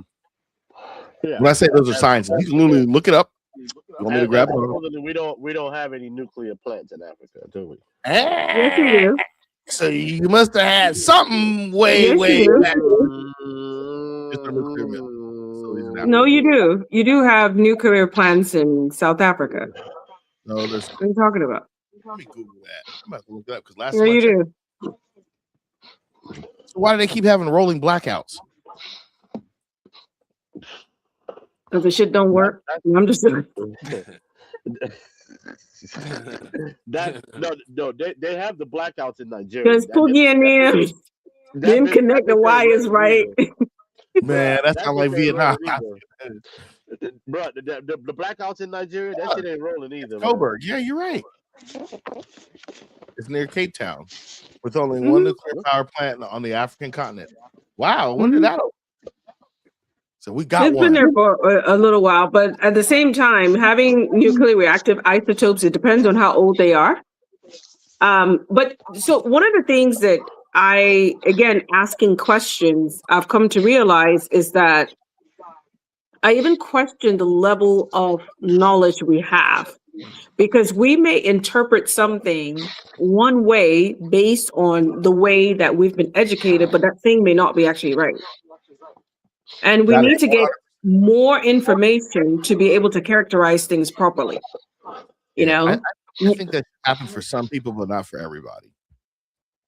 Oh, because one of the biggest things that I have always struggled with is when you kind of think about some of these structures that are so many thousands of years old, like what is it in England? Stonehenge or whatever. Yeah, the digital clock for the universe. Now, who carried them damn stones and put them over there?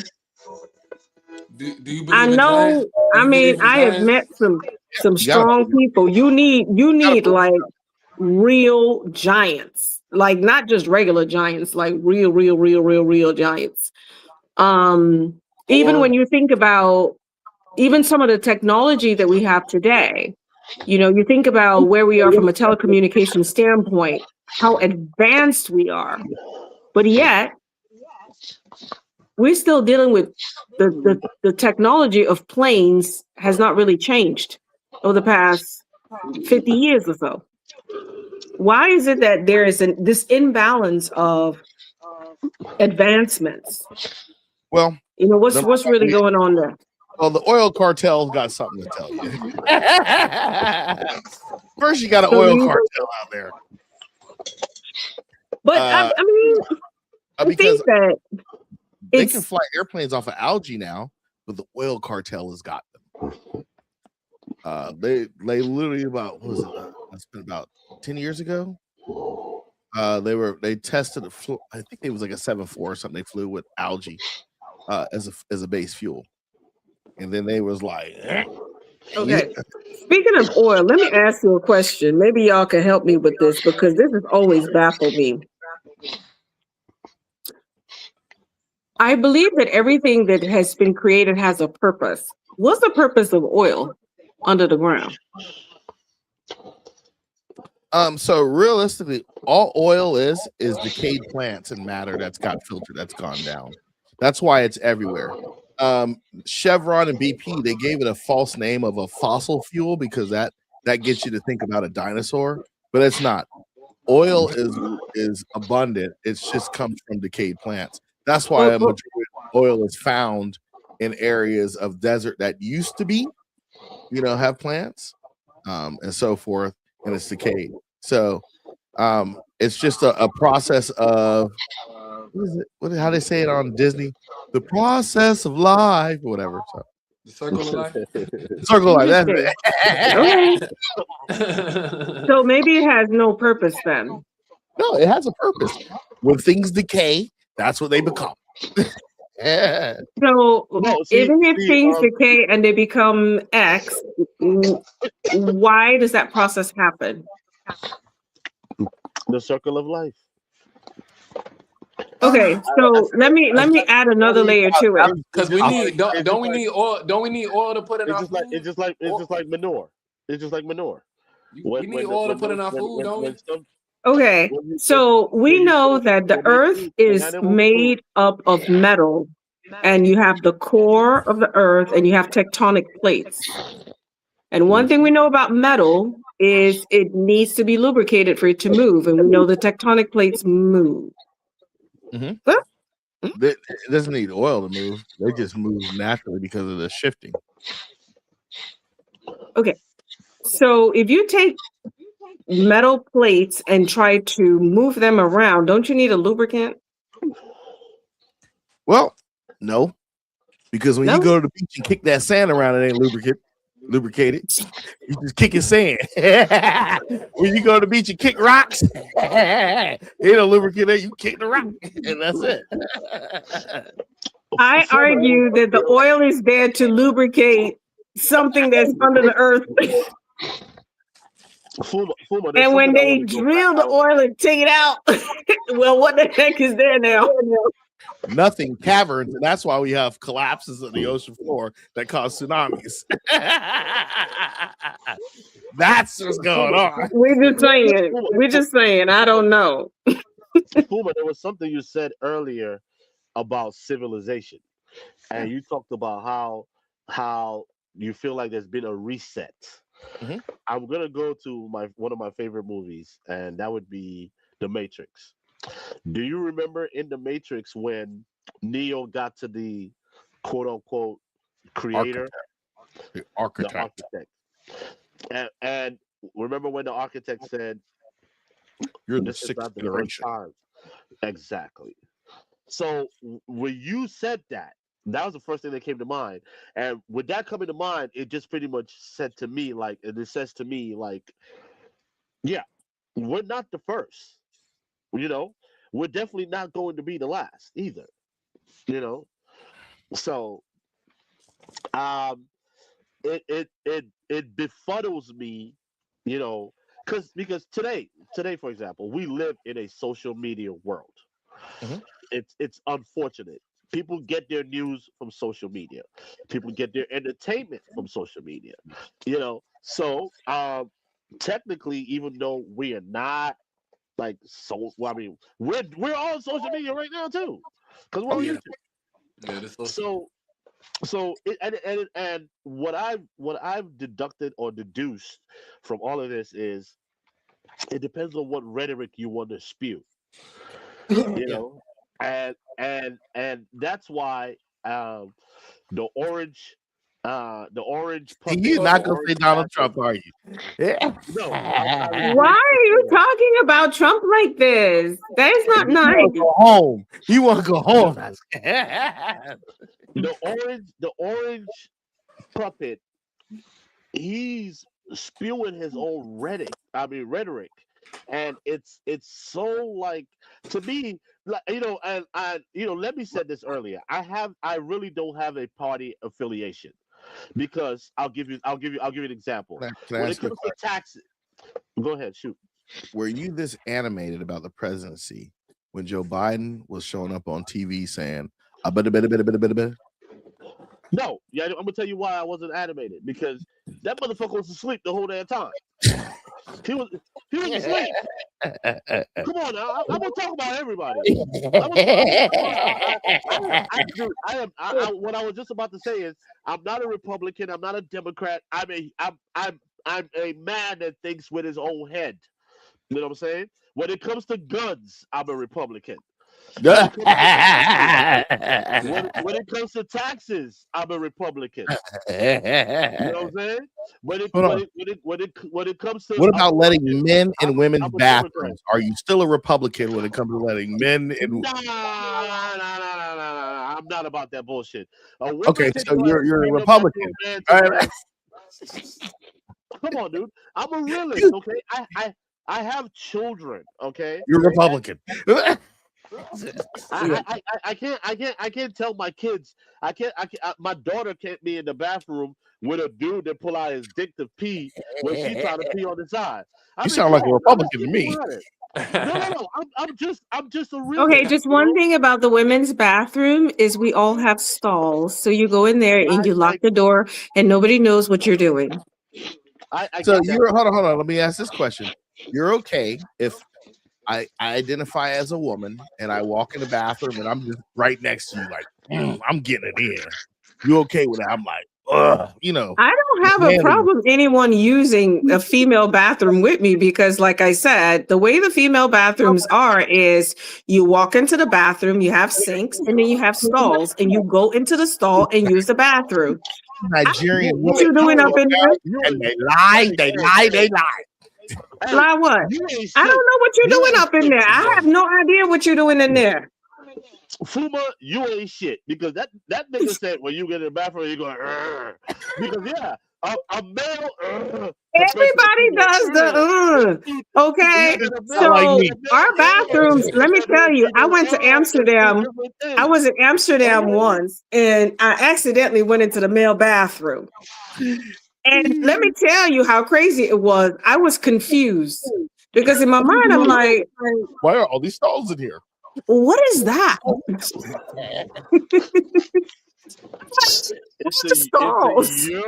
It's a urinary. We just stand there and drop our drawers and pee. The women's bathroom, technically the women's bathroom can be unisex because like I said, when you go into the stall, you lock the stall, nobody sees what you're doing, nobody really knows. And then you come out, you wash your hands, and that's it. But I can see how some people can feel some type of way because you're kind of vulnerable. You know, your butt is because women have to, they're on the toilet. Men are not, But it's a different experience. I've been in a lot of Buc-ee's bathrooms. I ain't seen not a single dude try to go in a women's bathroom in Buc-ee's. So I've been to two places in Atlanta where I've seen this. One of them is this bowling place where there's the mirror or sink in the bathroom is kind of you can see through. You can see the male bathroom and you can see the female. They kind of share a sink. And then there's Rose Bar. With Rose Bar, they have a new restroom thing and go upstairs. The area where people wash their hands and whatever is all in the same area, but there's stalls for the bathrooms. So the whole bathroom situation for me is it's a moot point because at the end of the day, if you're walking into the bathroom to go pee, you're gonna pee. You gonna take a shit, you're gonna take a shit.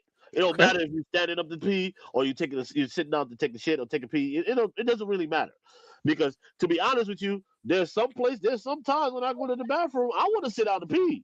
Because I don't want people on the phone. Because I might be on the phone.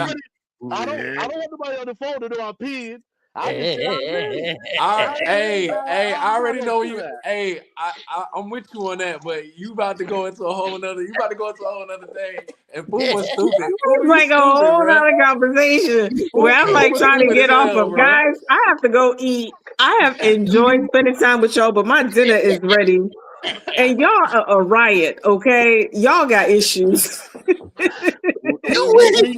the whole I cannot believe that in one conversation I have discussed politics, I've discussed technology, I've discussed this and that, and even the damn toilet. I don't even know what to do with myself. My brain is scrambled. You discussed the book too, so yeah, we've been discussing a whole bunch of discussing. Okay. So flowers bloom in May. Flowers bloom in May. Flowers bloom in May. Go flowers bloom in May. Go on Amazon and get you a copy. Hey, we really appreciate Okay.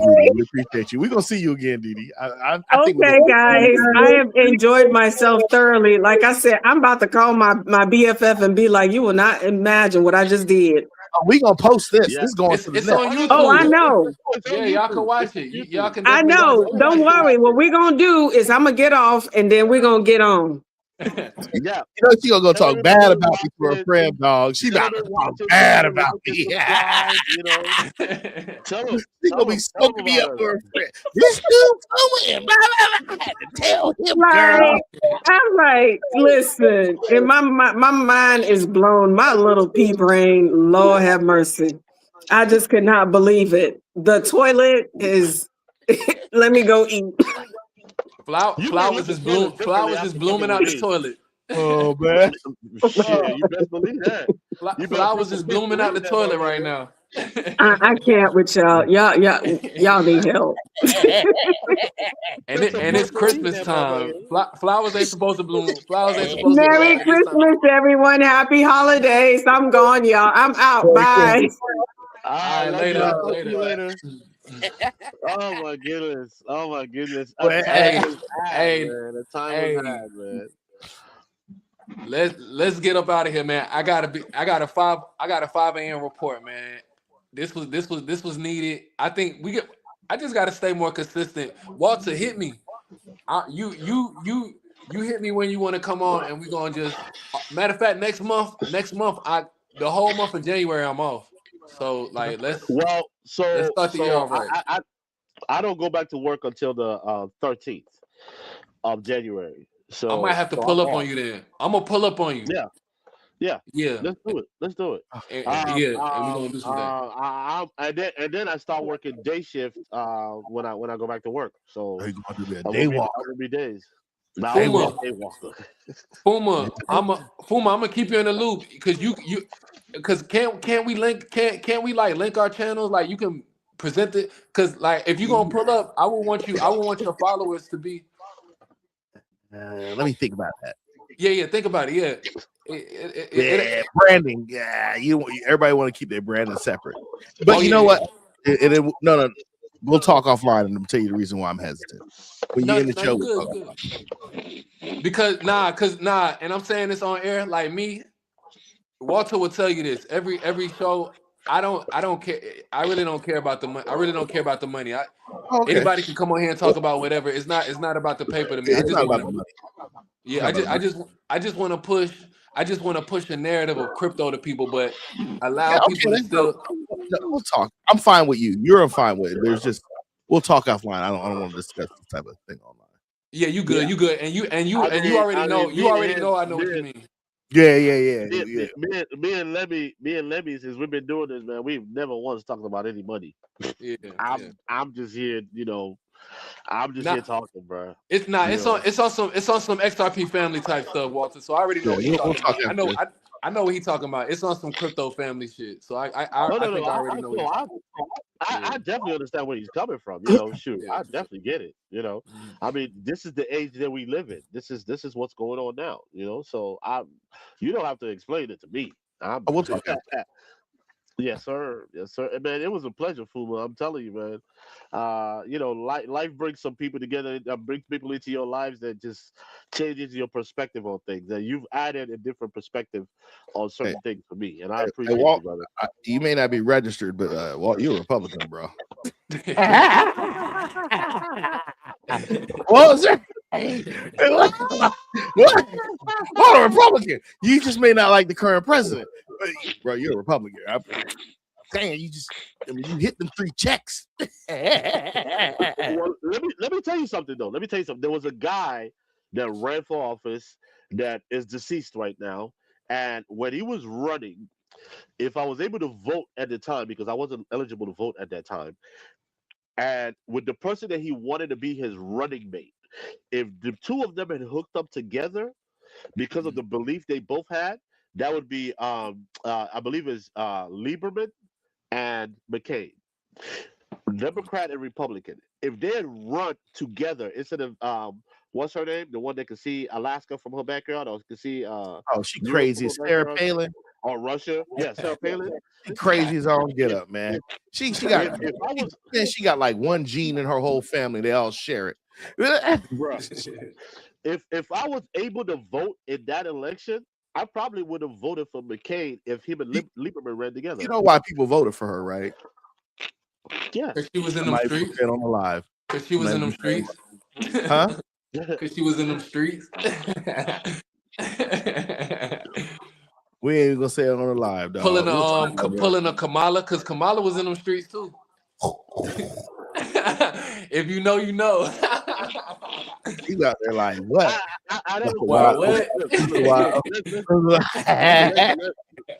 Let's be honest here, right? Kamala was set up for a failure. There was no way she was gonna win. No way. No, man, she was smart enough to win. Shit. Bro, I don't give a fuck if she had the IQ, the biggest IQ in the world. There was no way she was gonna win. No way. Well, the first thing is she couldn't answer a question, bro. You could be like, is the grass green right in front of you? Well, let's talk about the circumstances of the grass. Because in other countries, the grass isn't there. But I'm telling you, if Donald Trump's president, you're gonna have concrete. Like, you're like, what? I'm gonna need direct answers, and that's another reason why I don't like politicians. Because, for example, I'll ask you, hey, Fuma, what's your name? Fuma. No, if I ask a politician, what's your name? Well, I don't know. In some instances, I've been called this, and some other instances, I've been called that. And before I even get to the name, the generation that I'm from, motherfucker, I just asked you for your goddamn name. I don't need no extra shit. What are you gonna do with taxes? That's all I'm asking. Cut them. But if I cut your taxes, I'm gonna have to cut EBT, and then your cousin and your mama gonna be mad at me. Hey, so y'all gonna pick what the fuck you want. I mean, I hate to digress, but if I was doing taxes, I'm doing a flat tax for everybody. Yes, sir. I don't care what you make. Because for me, it seems like you're prosecuting me for being smarter and figuring out how to make $100 million a year. So because I make $100 million, I got to give you 30%. Fuck you. Yeah, but hey, you in that 30% bracket too, buddy. Ooh, do you see that white thing at the end of the year? Calm down. Oh, I know where you at, bro. Calm down. Meanwhile, you got dumbass Walter that can barely make over 100, and he want to pay his little 7-8% and get away with it. So why I gotta pay more than he does? It's not my fault that I have a bigger brain power to earn more. That's my whole thing. Let everybody pay the same amount of taxes. Find other ways. No, look, Walter, one of the things I told Lemmy, Walter, if we all pay the same taxes, we can't give them other countries this money and debase your labor. But that's the problem. That's the problem. Because you can find other ways to make the rich pay taxes by doing this. For example, like, look, Fuma, you made $100 million this year, bro. I know your taxes only like 8-7%, but how about you do this? How about you throw in a little extra this year, and next year you don't have to pay nothing. No, that ain't gonna work. All in. Think about it. No. How about this? How about we cut all aid to other countries? But think about it. How about we cut all aid to other countries? How about we start kicking out the undesirables? How about we just say, hey, we're going to do a flat tax and everybody pay 10% of what you got in, what you put in. But if you ain't put in anything, you ain't getting nothing. How about we get rid of, if we keep child tax credits, they go for everybody, not just a few who make under a certain amount. Yep. And go that route. Streamline it. Make people not skin in the game. Children expenses.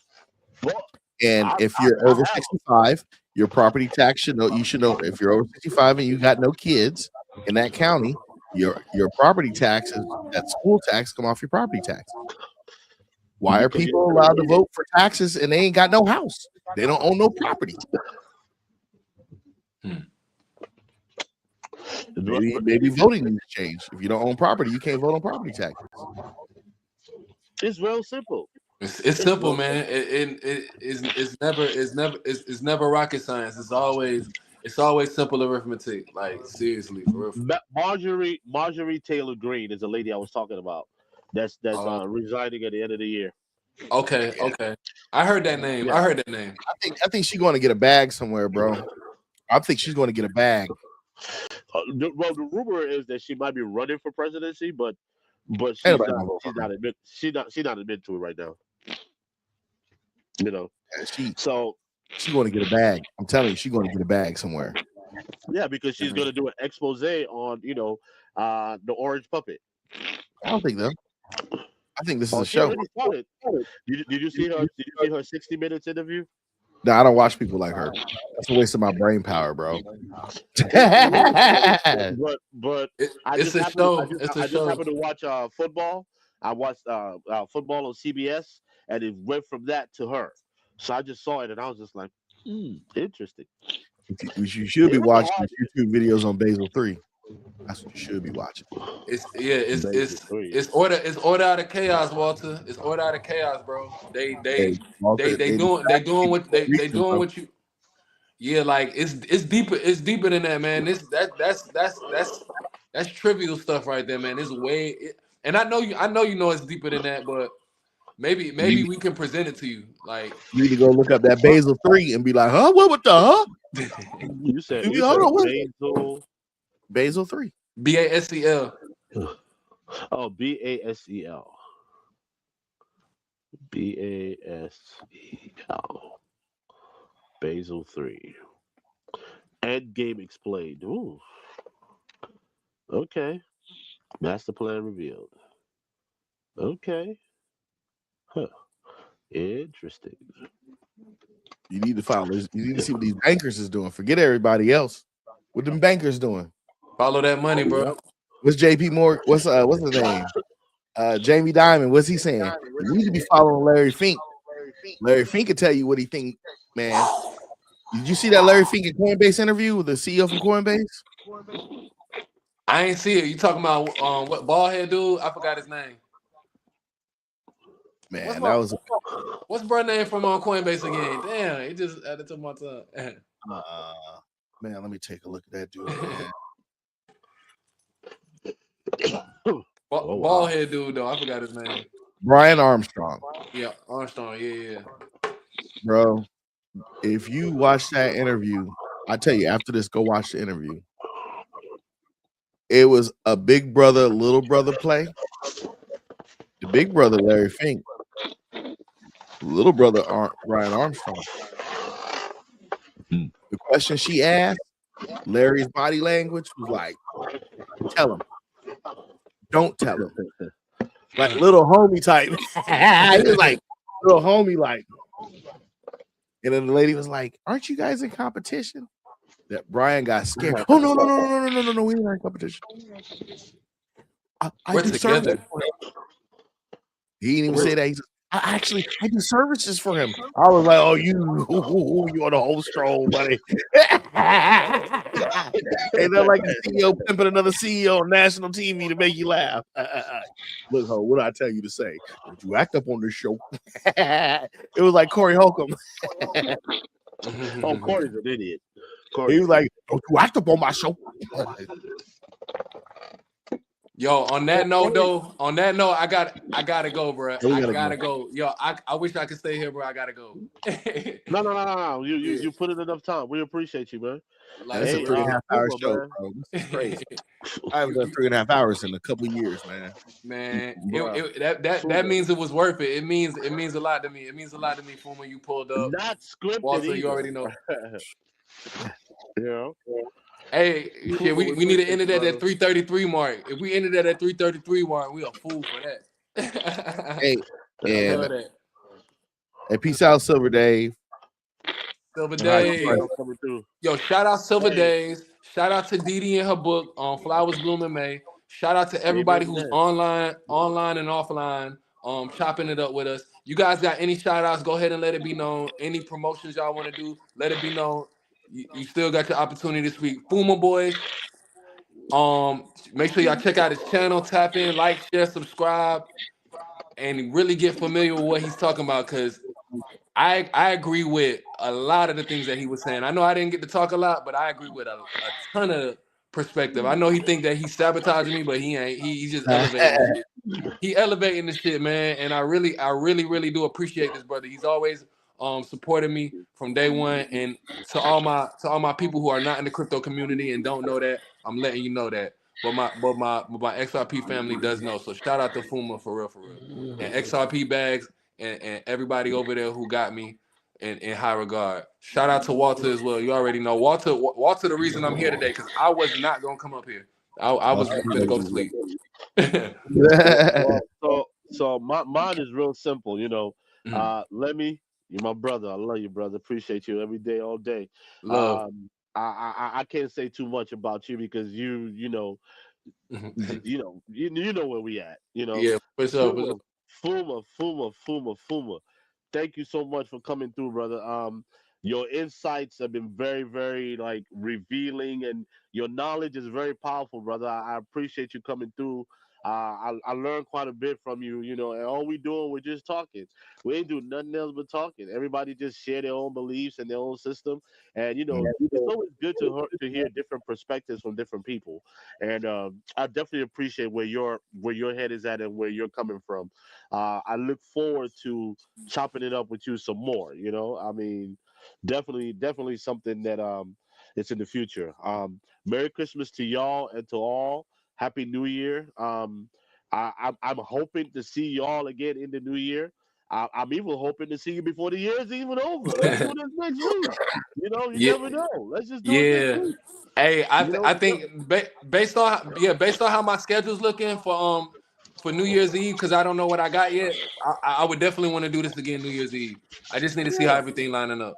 Yeah. We can do it. We can do it into the new year. I don't care, man. I mean, I got a lot of time on my hands. I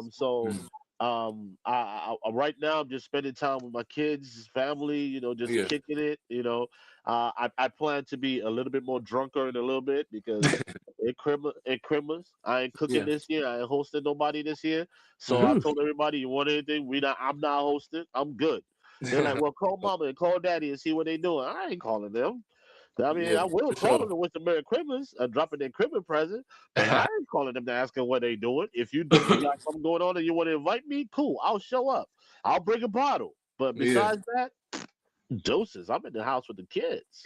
You know what I'm saying? So, and then there's football tomorrow too. Football. I'm gonna tell my son football. He gonna be like, football. That's all I got going on. So my brother Fuma, you know, take this out, brother. I'll see you again. This world is small. We're gonna do it again. Okay. For sure. God bless. Hey, with that being said, this Let Me Speak broadcast number 20. Blow me a dub edition someday at Christmas. Happy holidays, Merry Christmas to you and yours. Happy New Year. You know what I'm saying?